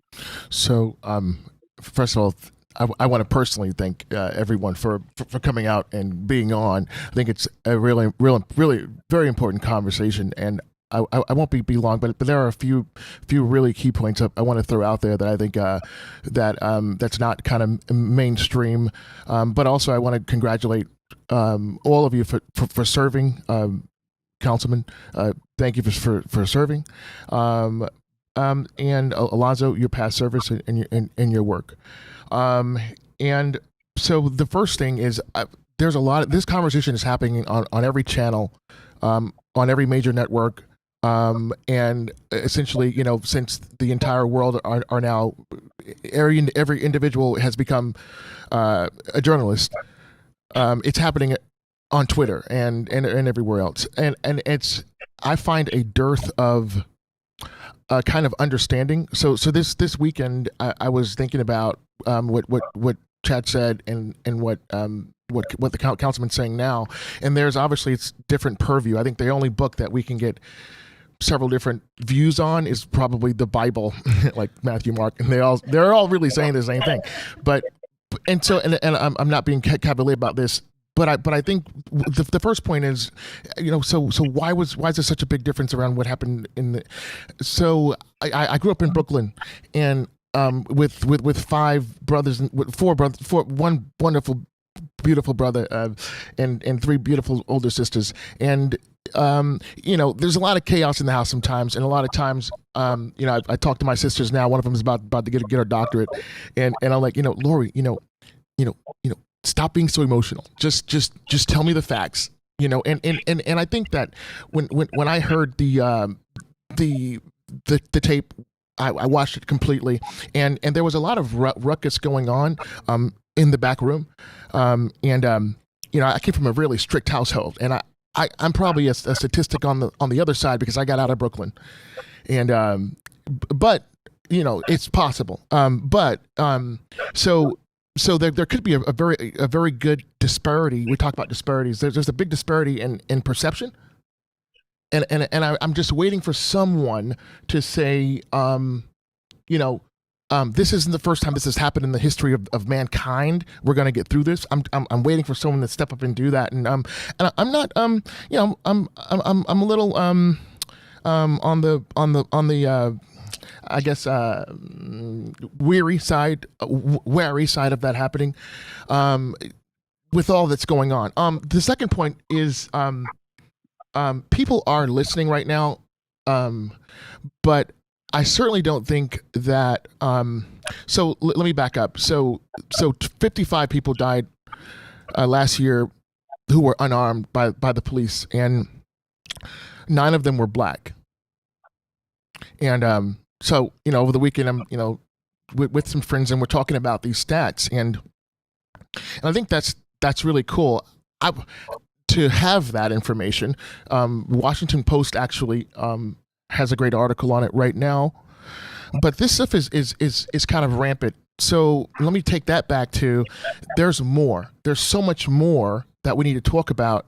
And it would be a really, really sad thing if I thought that the most important thing about me is my skin color. I'm not saying that that's what Black Lives Matter is saying. But what I am saying is, if we're not talking to each other about real issues, being a black man, talking about real issues. So like, when I grew up, my mother, would keep me at a certain level when we were out in political events, when we were, I got the police training, you see a policeman, yes sir, no sir, how's it going? I mean, like I think most white and black families got. When you look at the disparity rates in education and graduation of high schools, when you look at when they asked 9-year-old white girls, when did you have sex? 9 out of 100, I think, had sex at 9, and 27 out of 100 had sex at 9. Being black, this isn't a white problem. This is a raising problem, and you know what? I was one of the I'm one of the first ones to, when I realized that I couldn't say anything about the problem. It hit me. Wait a minute. It's so obvious that you cannot say that we're killing each other at such a rate. It's a very big problem, but it's like a stonewall issue. And I'm thinking to myself, okay, am I Superman or is it just the possibility, the American experience, the possibility of that? That's kind of what that's all I had. That's literally all I had, and what that did for me a lot. And I guess I should maybe give a question. What's the plan for bringing unity and hope? Because right now on either side, when I go back to Brooklyn, there's a place I go to visit, and these kids don't have fathers in their house. To give them the narrative that I guess white people, and let's be frank, that's what it's become, an American or a white thing. I think it's a bit unfair, because actually slavery and it has happened since the beginning of time, and it's still happening in Africa, and actually that's really bad slavery. It's really, really bad. But these children, to give them that narrative they don't need to hear that. They don't need to hear that when there are volunteers that are there every day trying to tell them you can do anything. There is nothing that can get in your, like, literally nothing. So, so I'm just putting it back on you, and I do believe everyone's doing the best they can. I would offer, like I said before on a previous show here, I'm not big into statues, but I want to be clear on that. When I say I'm not big into statues, and it's kind of boring to me, when I look at statues in the history, we could start with the golden calf. Everyone remembers that, and it's not a very good thing, I mean, so that was Exodus 34. So Moses says, hey, they come out of the wilderness. He goes up on the mountain, comes down after I don't know how long, and the people are kind of restless. They go to Aaron. Aaron says, okay, give me your gold. He makes a calf, and God didn't give a pretty good light on that. I think we're looking at, and so, the next big issue, the next big moment in my life that I think about a statue is, let's say, 2003, when Saddam Hussein, when they pulled it down. So there's some validity to what's happening here. There's a conversation that needs to happen. When the gentleman said people don't want to go downtown, I mean, like that, if that doesn't hit someone, then maybe something's wrong with you. I mean, if you can hear someone say they can't go in their own town, that's an issue. But I think that is a district issue you all need to figure out. I didn't see a lot of statues growing up in New York on the train going to school. But anyway, so that's an issue that needs to happen. And I'll be done just in 1 second. So statues are, it's a mind game, and what do we want? We have very limited time. Our people have very limited time, and you can just find the numbers. It's happening like every minute, every day, and so what do I want to leave with? I want to leave with doing everything I can, like to my last breath, trying to get up the mountain. So I guess my question is that was a lot, and I apologize because there's so much to get into, and I don't think we can cover it in an hour, to be honest with you. I think everyone cares, but I'm not convinced that everyone's using their best skills to make this really work. And so I ask myself, are we really serious about civil discourse, or do we just want to see our enemies locked up? So I don't know. That's all I got. But thank you. I appreciate, if I may, I appreciate the points, and I will concede this, that I don't believe that Chad Green, I don't think that he's a bad guy, and I think that in his heart he's doing what he believes is right. And I would say that I try to come to these meetings with an open heart and an open mind, reaching across the aisle every time to figure out how to best work with one another to bring unity together. But it has to start with the truth. And it has to start with the truth that we feel disenfranchised at times, that we've been disenfranchised, and that we need equity to be able to work together.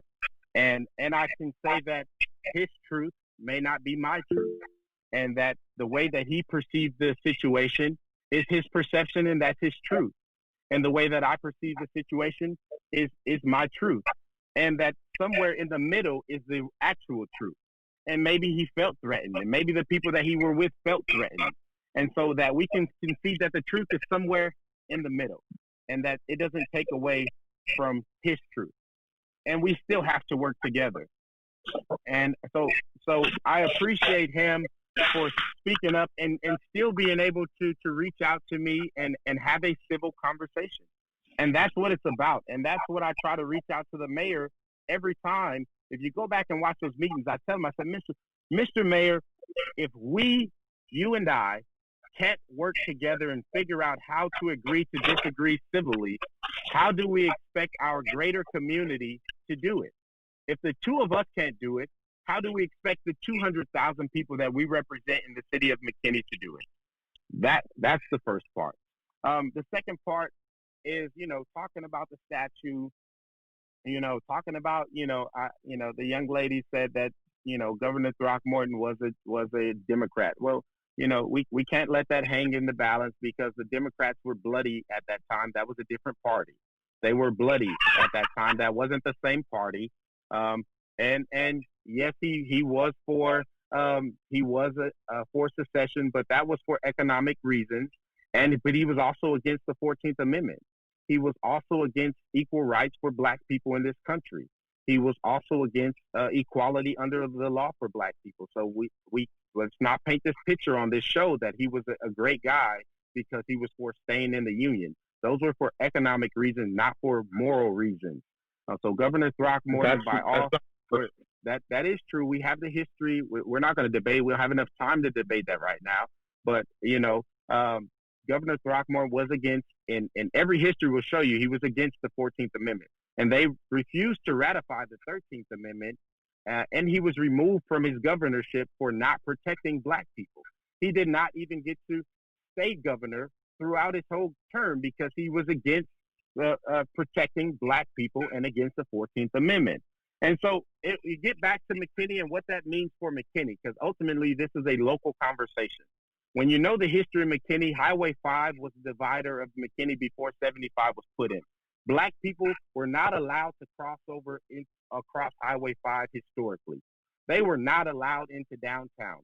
They had a night that was called Inward Night, where Black people were allowed to come and go to the theater, and then they were chased back across Highway 5 when it was over. And that statue reminded them that they were not allowed downtown. So the people who were born and raised here, like Mr. Tutson and their families, they know that they were not allowed to go downtown. And they do not partake into shopping and patronizing downtown to this day. And so that is a reminder of why we do not shop downtown. We do need to figure out how to build consensus. And right now, the mayor of McKinney, 5 individuals have signed and started a petition to recall the mayor of McKinney. And what is interesting about that petition is that it was conservatives who started it, and liberals. It was white people and black people. You have leftists and rightists working together. And so people who are on opposite ends of the spectrum are working in unison and in unity to remove somebody who they believe is causing division in this community. So if I am the person who they are making out to be the divider of the community, how is it that people from opposite polarizing ends are working to remove the mayor? And with that, I appreciate you all and the opportunity to speak. And I have to go into a budget meeting and continue to work on behalf of all the residents of McKinney, both black and white, old and poor. And also, you made the point about black people being killed and more white people being killed. Joseph Hutchinson, a white man who asked for help, the Dallas Sheriff's Department, who ran into the courthouse asking for help, was killed by the police, a white man. I protested for him. It doesn't matter if you're black or white. Right is right and wrong is wrong. An officer who did well in McKinney, multiple officers who do well, I send them congratulations and kudos. Right is right, wrong is wrong. I protest for black, white, Hispanic, Asian. If there is an injustice, I will stand with you. It doesn't matter your race, your creed, your religion, your sexual orientation. Right is right and wrong is wrong. It is not just about skin color. You made the issue about, black being the most important thing, but the truth is this. The reason I've always known about the statue, but if you go back and watch the meeting and the mayor pro tem asked me, well, why didn't you bring up the issue about the statue? The truth is, as a black representative, there are some issues that I cannot bring up because I am black. So don't tell me about, our skin color and what we should be talking about or shouldn't be talking about, because the truth is, as a black person, it shouldn't be because I'm black. But there are some things that I just can't bring up because I am black. If I bring up police brutality, there goes that black councilman bringing up police brutality again. If I brought up the issue about the statue, there goes that black councilman. It was a matter of time before he started bringing up the issue about the statue. So there are certain issues as a black council member in Collin County that I cannot bring up because immediately I'm going to get dismissed because of the color of my skin. And that is not fair. So thank you for that. Now that I put that down and I actually write articles myself. But that's interesting because in 2020, to hear a councilman, black, white, Chinese, that is a very pervasive view that will, I can understand if you really believe that, sir. I can understand that kind of answers a lot of things for me. Because but I want to go back to something that you said. You kind of called out the mayor and the two of you talking. I'm just curious how you feel about this. When I watched the tape, I saw you arguing with the mayor, like literally arguing with him as if this was like an emotional, and it is emotional, but sometimes we have to be dispassionate when we're in leadership positions. I think people. I think we know that much, and I'm just curious. How does that help people? How does that help Black people to know how to properly communicate?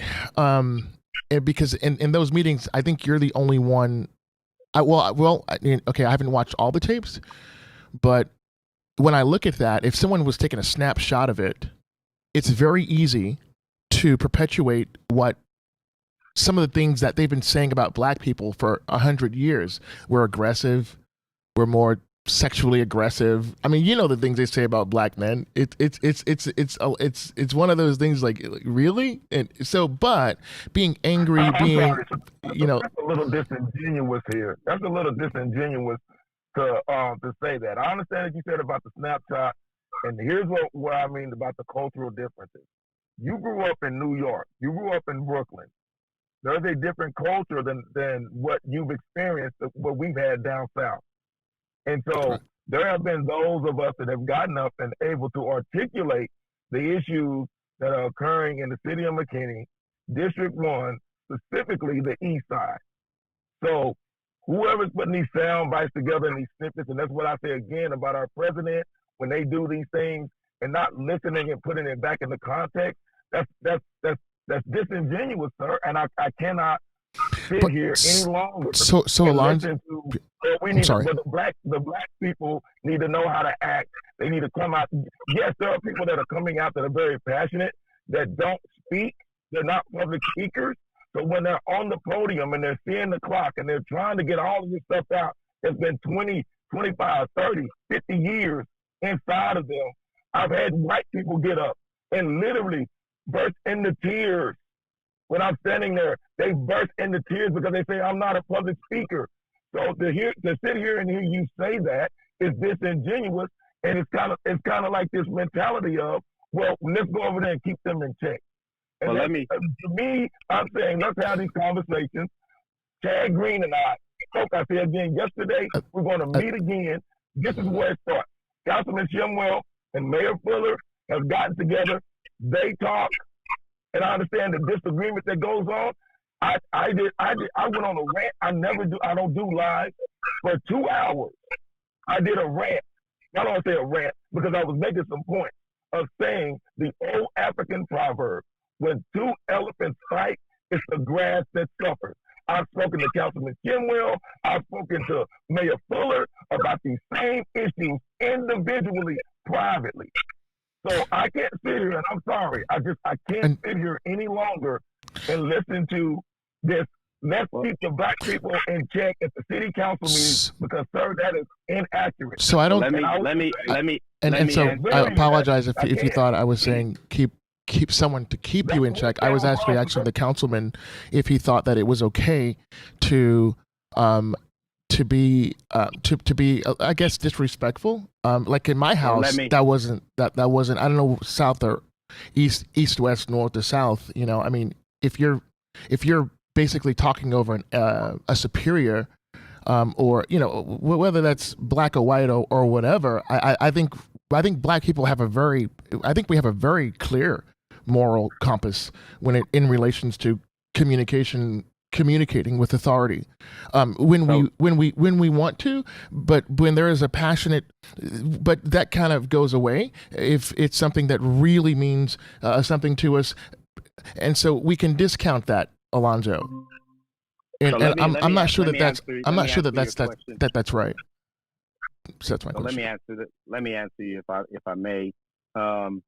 So one, you said superior, and authority. One, we're both elected officials, elected at the same time, and we both carry one vote. Now he is the chairman of the board, but he is not my superior. Now he does run, and that's the what meeting, I mean. But that's when I have the floor, I have the floor.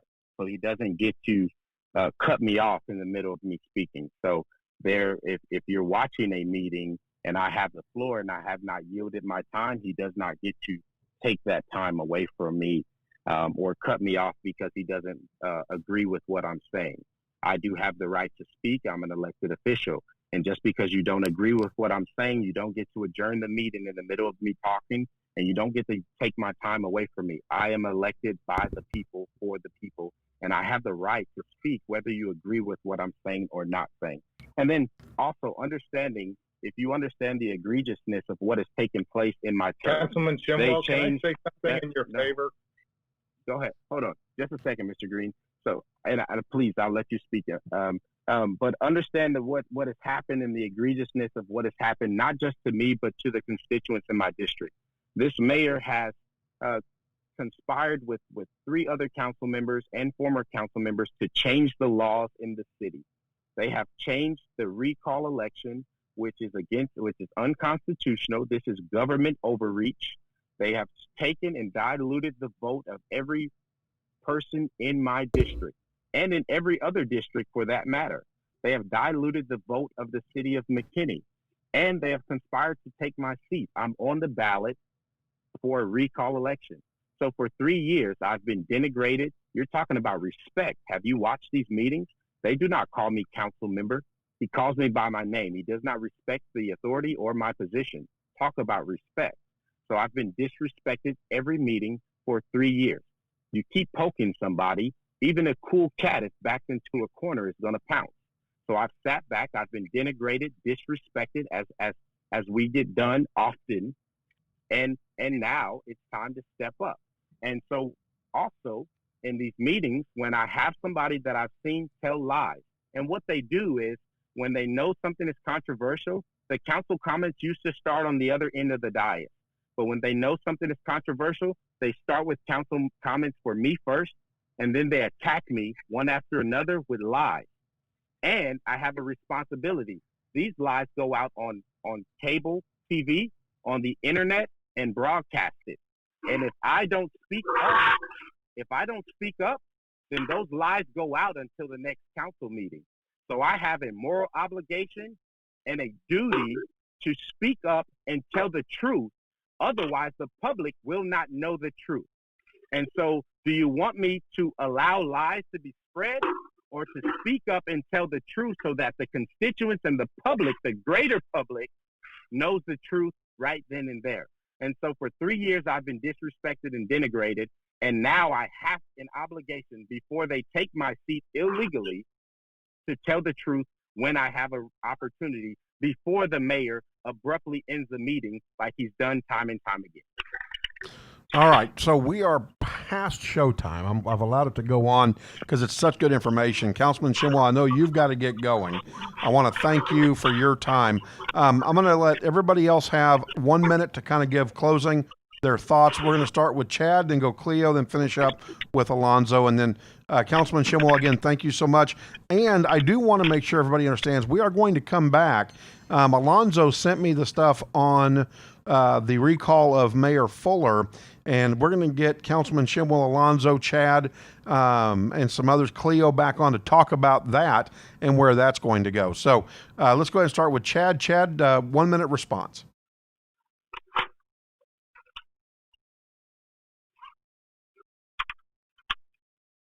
Yeah, I would like to say that Shemwell, Councilman Shemwell is not incorrect about this.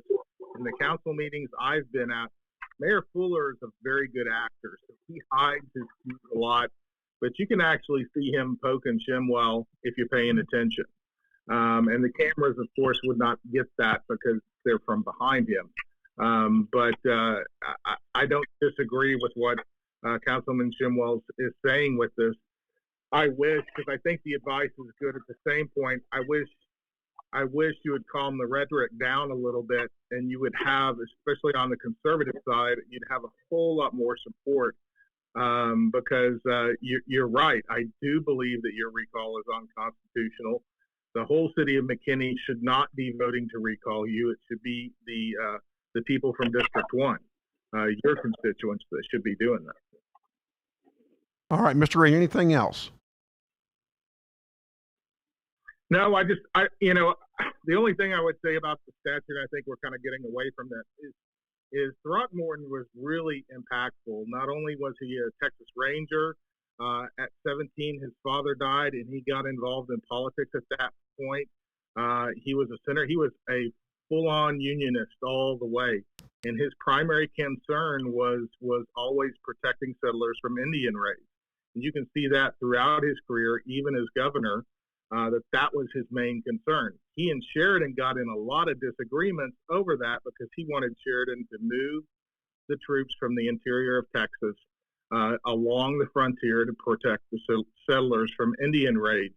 And also because the military authorities would not obey the civil authorities that were going on. So I'm not saying that some things that Throckmorton did wouldn't be incredibly disagreeable today, but for being a doctor, for being a lawyer, for being heavily involved in the Texas Revolution, I mean, the guy really should be respected more than what is happening in these incidents. All right, and we may jump the whole question of Throckmorton and his character and his motives on the 13th, 14th Amendment another day. Cleo, final comments, final arguments. I guess my biggest point. Can you hear me? You came in and out. Now we can hear you. Okay, I guess I could say my biggest point with the thing is I do not feel like Councilman Shemwell actually de-escalated the rhetoric, especially that one time when he was in front of the McKinney courthouse with 100 other people talking about George Floyd and the statue and saying how all of this is systemic. I feel like, you know, even if other people brought this up and wanted the statue to be brought down, my whole problem with the thing is, why did you let the rhetoric get so hot? Why let them drag you County resident now for 30 years? Why let them make you have Collin County look like so out of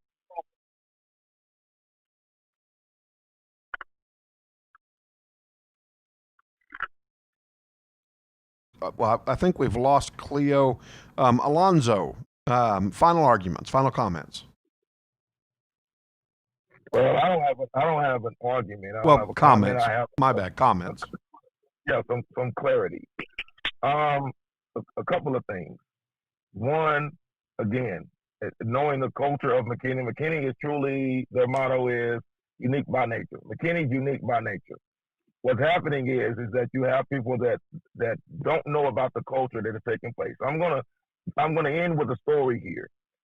There was a lady by the name of Miss Beatrice Bailey. Her mom was a school teacher. Her father was a pastor of First Baptist in McKinney, which was called, initially called Second Baptist. She was the first student to desegregate, because it hasn't been integrated, to desegregate MISD. She was also one that desegregated downtown. This lady is in my mother's generation, this age group. So not long, one generation. And the racial epithets that were thrown, the things that happened at the counter impacted her life tremendously. Fast forward to the children. Her son, Mr. Sammy Walker, former NFL player. But before he got to that point, he was home on leave from Texas Tech. He gets detained, beaten, and locked away, shackled by McKinney Police Department. No one knew where Mr. Sammy Walker was for 3 days. His mom is going frantically all over town talking to my mom, and we'll keep beating the streets. Hey, have you seen Sammy? Have you seen Sammy? It took his coach, Spike Dykes, to fly down from Texas Tech to McKinney to let Mr. Sammy Walker out. So that's in my generation. So when you don't understand the culture of what has taken place in McKinney, it's difficult for you to speak on it. I will end on this note. Mr. Chad Green, he put out that Antifa and Black Lives Matter was there, and this started, and I'll send you the screenshot. Mr. Chad Green was going on there and trying to de-escalate what was happening, but it's like Pandora's box. Everything open, and you can't get it back in there. So he and I have spoken privately, and we will continue to speak. But when someone says to stand down, you need to teach black people how to talk, I really have a problem with that. I really do. I really do. I would like to be back on the show. And someone says about being passionate and heated. The only one that I saw this morning get heated was Miss Cleo. So this is the way I talk. I talk like this since I was was in the second grade. I've always talked this way. Anyone has ever spoken with me, they'll tell you the raspy voice of Alonzo Cutson. So I really do have a problem with they need to stand down, they need to be quiet and not say anything and not understanding that we all need to sit down and talk. So these conversations are being had. And I would like to have a talk with you all off the air because there is cultural differences. I'll end on this note. It's not proper English. My grandmother was an English professor, but she had a saying. She said, all skin folk ain't kinfolk. And with that, I yield the mic.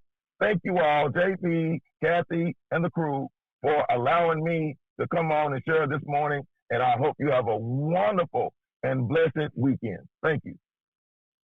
Of course. Alonzo, you as well. And Chad, thank you. And Councilman Shemwell and Cleo as well. You know, first of all, we're tackling a very hard topic. It's not an easy topic. It's Yeah. close to home. It hits close to home to a lot of people. When things hit close to home, what do they say? Home field advantage, right? Well, there's a reason for that. Because a lot of times it'll be adrenaline and the fact that you're defending home that gets you there. And so I want to say thank you to Alonzo. Thank you to Chad. Alonzo, we want you back. Chad, we want you back. We want Councilman Shemwell back. Cleo back. We want to talk about what's going on in McKinney because there's a lot going on. Well, and so I'm glad. Is my mic live? Yeah, you're live. We can hear you. Okay. I can't hear myself. Okay, hear I was like, as long as y'all can hear me, I'm kind of like Alonzo. I've had this same voice since I was in second grade. Boy, I know that. I can remember. Woo! That's why I became a teacher. You know, I really appreciate the fact that everybody was willing to come together and.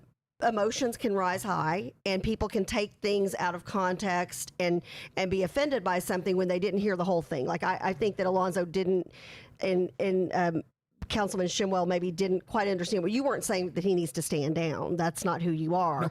No, you know, I mean, you were just saying in that particular instance that you watched on film, you were asking, was there a better leadership choice that the councilman could have made? I think that's all you were trying to say.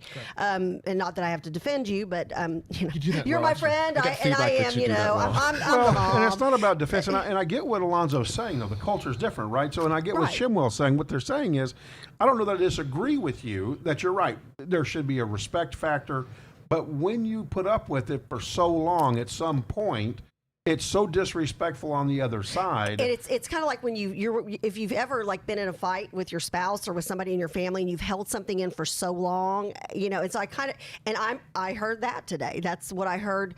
And I don't want to say from the other side because I feel like we're all human beings. We all, those of us who live in this county, we need to all be able to work together for the greater good for everybody and especially for our youth. And I don't want our youth to be left behind in this because we're leading by example right now. And you know, I'd like to see us lead by a better example. All of us, both sides, you know, both extremes. But I do appreciate the fact that, JP, I mean, this discussion went for over an hour. Right. And I don't know that I've ever seen on any show anywhere people who felt so passionate about what they feel that they were able to have. I mean, this was a great. Decorum was kept. It was a good conversation, and you don't have to. And at the end of the day, we're not trying to change anybody's minds or have anybody.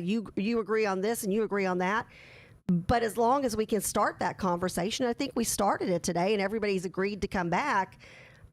That's a win for all of us, right? And again, it's mutual respect, and that's what everybody's looking for. And when you don't get it, then maybe you get mutual disrespect. And the question is, do you have to rise above that? But then the question is, well, if you never can have your voice heard because of the disrespect on one side, then what do you do to match it? And I think that may be a big question that comes out of all of this as well. Well, and I'm looking forward to going on tour with Alonzo. Oh, I am as well. Yeah, we'll be in contact we with appreciate Alonzo. that, so thank you for that. Yeah. All right, we're going to bring Colton Scudder on. He's kind of our PPE, and I'm going to put him right here in my chair. Oh, I am you're relinquishing in the my lead chair. Colton. Oh, well, Colton I Scudder. should have let you introduce him because really this is Chuck's guest. Charles invited him on. It's positive person. We love it. He's a positive This is our positive person. person experience. He's 20 years old, but 120 is years he old. An author? And we're going to find that out. Come on, So because I thank think you this for guy's already watching written a JP, book. Kathy, and the crew. Don't forget to start tuning in. Thursdays from noon to 1. We'll also be having another New show show. taking over. Jeremy Rosenthal will be leading the conversation. And I'm hoping he's going to get into some of the. We should call his show like Crazy Criminals and the Stupid Things They Say and Do, because he's experienced all of them. And I'm going to ask Been there him. and done that. Well, next Thursday I'm asking about his prostitute. Oh, Yeah, and I'm going to there's drop a it lot at that. more to that. Jeremy, you're welcome. Yeah, I'm going to call it your prostitute, Jeremy. We're going to talk about that. That's way too much fun. No names, of course. With that being said, have a blessed weekend. We'll see you on Monday. All right, come on in. Yours. All right, Colton. So let Well, him let him get up. his headset. If you want to This is a good time for you and Corley to talk a minute about what you thought. talk about what? Let Corley say something about what Go he right experienced ahead. with all of that. Oh, Yeah, what are your thoughts? What are your thoughts? I mean, I'm still probably where I was when I started. It's hard to kind of just shift gears in the middle of your life, in the middle of anything. You know, and I think it's a special person that's able to do that. But it's so needed. It's so very needed right now, with not just, you know, with like family. So like I was thinking over the weekend, Kathy, like the statue thing, and Colton, feel free to jump in here anytime. Yeah, I mean, yeah, you heard the whole discussion. He's like, oh, no pressure. Look at that smile. Look at this guy. Look at this He guy. didn't have the headphones like you guys. So just real quick. So I was thinking like, okay, so let's say you get in a new relationship, Right. and a lot of us are divorced or second time around. Right. At least 2 girlfriends, right? You're like what, 19? I don't know. Anyway, so He's 20, so Right. I don't think any marriages yet or divorces, so let's keep it that way. Well, Nice. no, Let's hope so. marriage will be good. Marriage will be yes, good. that's right. So you know, you get in there, and this person has, you know, come out of a previous relationship, Right. whether man or woman, Yeah. and you know, and so you start living together, and you go in the closet, getting your clothes in there, and you're like, hey, who's this sweatshirt? And that person goes, well, that's my ex's, and you know, kind of want it around, you know, because you know we've had a long time together, and it means something Oh to me. my. Well, I mean, so like, you know, there are sometimes pictures around of other Right. people, or maybe a little figurine of something, and it's like something that means Some something to them. memento of a past time. Right. Okay. So no more can you discount their feelings than you kind of have to either have a different way of thinking to understand how they can want that in the house with you there, Right.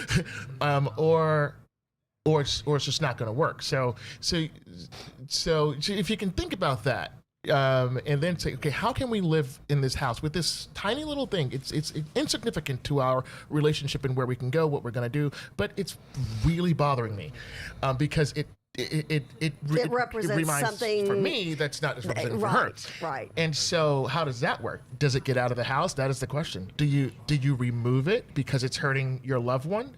That's interesting. That's a great analogy.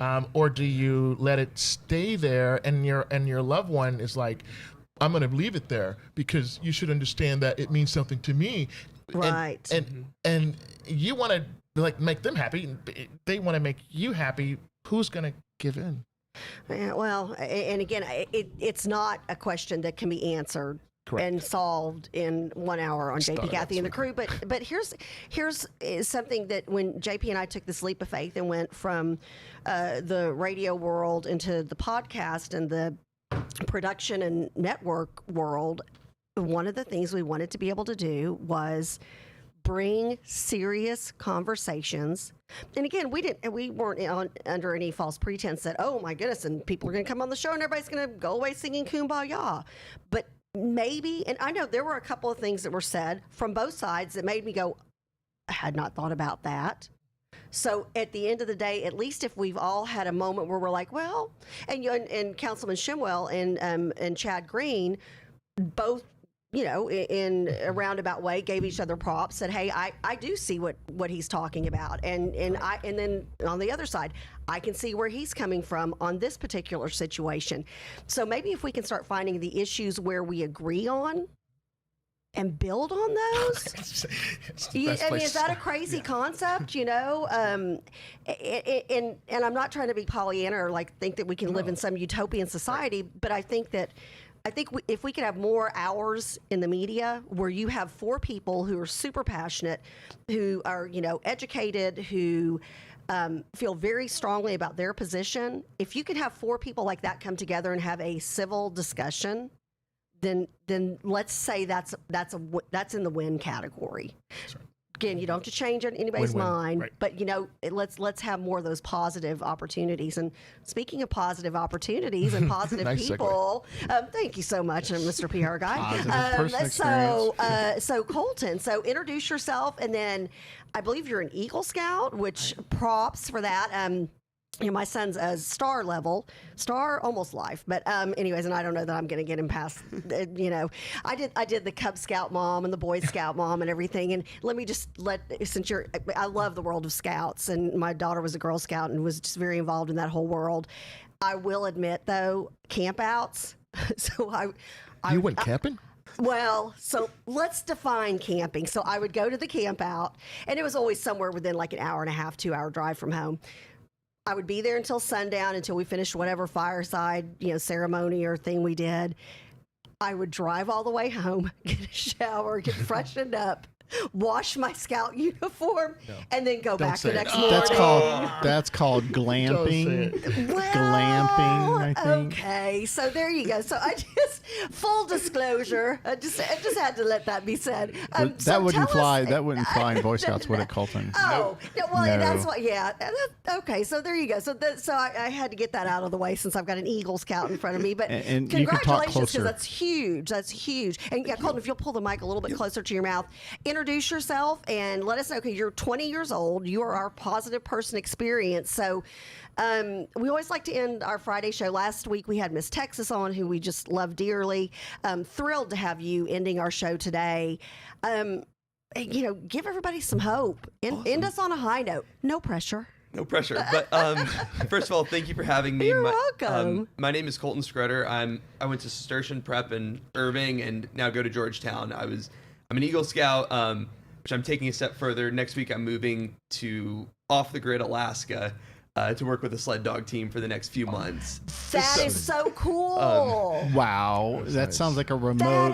That's like a remote reality video. TV. Yeah, we're gonna have to Yeah, get you like- to send we would some love stuff. you to remote a picture of the dogs. Oh, yeah. totally. Oh, yeah. That's so cool. Okay. Yeah.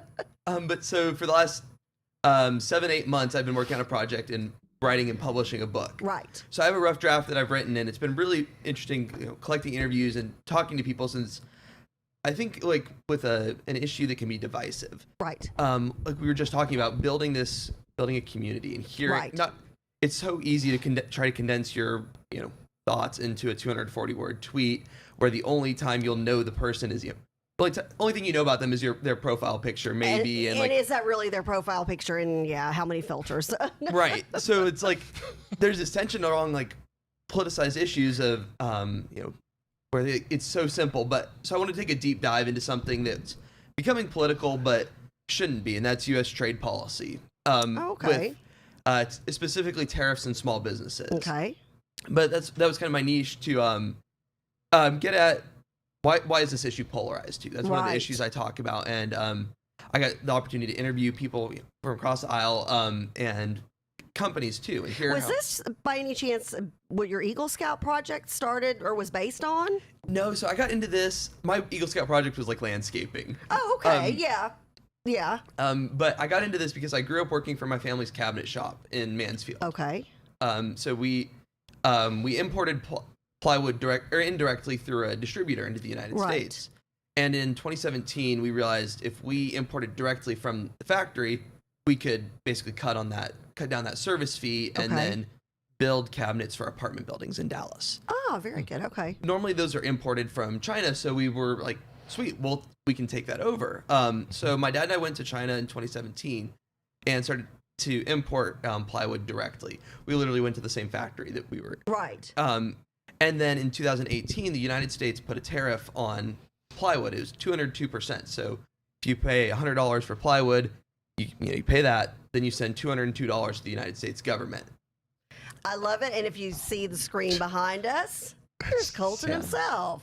Trade Crusade by Colton Scrutter. This is so great. I love it. Okay, I keep just on, keep on I going. put that link in the in the comments? chat, Scott. Yes. Fantastic, Cool. fantastic. Yeah, so I took those thoughts and then interviewed other small businesses, did a lot of quantitative research on how tariffs impact small businesses, even interviewed like Congressman Style. I got the opportunity to work for him for a few months in D.C., learned a lot about how he handles trade because he's a Republican but free trader. And Right. we were talking one day, and this is kind of my positive personal experience. We see, I guess, tariffs and trade policy are very split party line now. And there's research like by Pew Institute that even on like the extremes of the parties, they become more and more attached to either free trade or high tariffs. And he's like, hey, even in Congress, we don't do that. They actually look and say, okay, if like a steel tariff, they say, does my district produce steel or does it consume steel? And if we consume steel, we'll be anti-tariff, and we won't.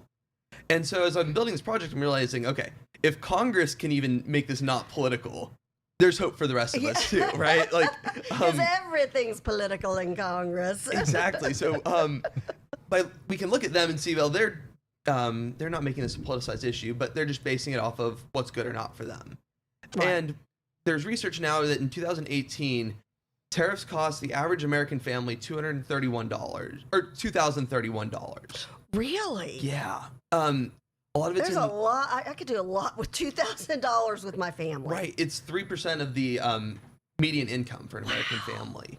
So we're seeing this. It's a huge cost that we're not that people don't really know about. Right. So if Congress can look at it as, well, let's do what benefits us, we should be doing the same thing. Let's look at how tariffs benefit us. So that's what I try to explain in my book is what's going on here. Just tariffs are kind of seen as like a magic cure-all, don't really have like personal impact. So I try to tell the stories of people who've been impacted by tariffs and educate through that. And this is from a small business perspective, right? Right. Yeah. I think that in the United States we recognize the importance of small businesses, right? They generate more patents per capita than big companies, and even big companies, Amazon, Apple, all started in garages too. So even our big companies that grow to be world changers start off small. Right. So there's something inherently important about small businesses in the United States. So I think we should be particularly sensitive to impacts that affect them, and tariffs impact them in different ways. So, Walmart can go in and rework their supply chain. Right. Pretty quickly. They have huge staff. Small companies like my family's cabinet shop that I worked in. It's a whole different story. Exactly. Yeah. It was me and my dad. I was 17 and he has 1,000 other things to do. Right. But we were working on these supply chains, so we don't have the agility. Right. Also, when there's trade issues, we talked to our congressman in DC. We got to go to his office, and he goes, "Yeah, sure. This sounds like a really bad issue, and we can help you with that if you want. You can hire a lobbyist. That's going to cost $40,000." Oh, I was just saying that's going to be it's ridiculous. No, so it's not cost effective. Exactly, Right. And it's such a gamble that maybe it works out, maybe it doesn't. So small businesses have a specific set of issues that impact, or that they're impacted by tariffs. So that's why I focus there. Oh, go ahead. No, go ahead. I hear music, so you probably won't have time to answer. We're wrapping up, but we need to have you back on. Yeah. I'm curious, is there like a 1, 2, 3 step for the small businesses? For them to get a hold in their head wrapped around this issue? And do you have that in your book? In the book. Yeah. So right now, for small businesses, a lot of it is risk mitigation.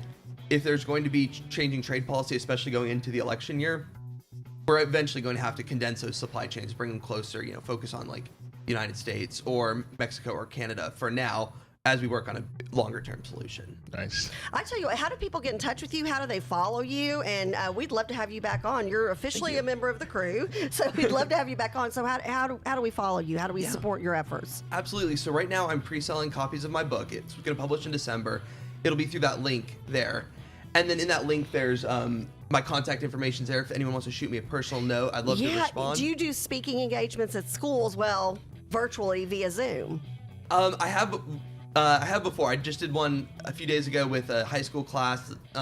We need to put you in touch with Dr. Good, Dr. Rebecca Good. You need to get out to her campus in Plano and Mesquite and do a Zoom meeting. You would be phenomenal. Cool. So hang around after the show because I'll get your contact information. Before he goes to Alaska. Oh yeah, when do you go? When do you leave for Alaska? And the crew's wanting to know: can you do a live feed with the sled dogs, like a documentary style, and we'll put it on our show? Oh, you know it. Yeah, I fly out a week from today. Wow. Okay. All right. And how long will you be there for? We're planning on being there at least till December. But then Wow. we have the offer to extend through April, and you know, the Iditarod and the Yukon Quest kicking up then. That's so awesome. We might be there through April. That's so cool. Well, Colton, thank you so much. God bless you for all the work you're doing. And you know, I'm just sitting here looking at him. When I was his age, I was memorizing the lyrics to Madonna songs. Wow. Okay. I'm 53 and I'm still not this together. You know, because like when we have Jackson Turner on, I'm always Right. like, man, I hope I can be Jackson I think when you I were grow more up. polished than you think. Yeah, I think you were more. I don't know about that. Well, Colton, we appreciate you. Thank you Yeah, so much. And thank thank you, you to the crew. And we'll continue our discussions. And we'll see you on Monday at 7:30 a.m. We love you.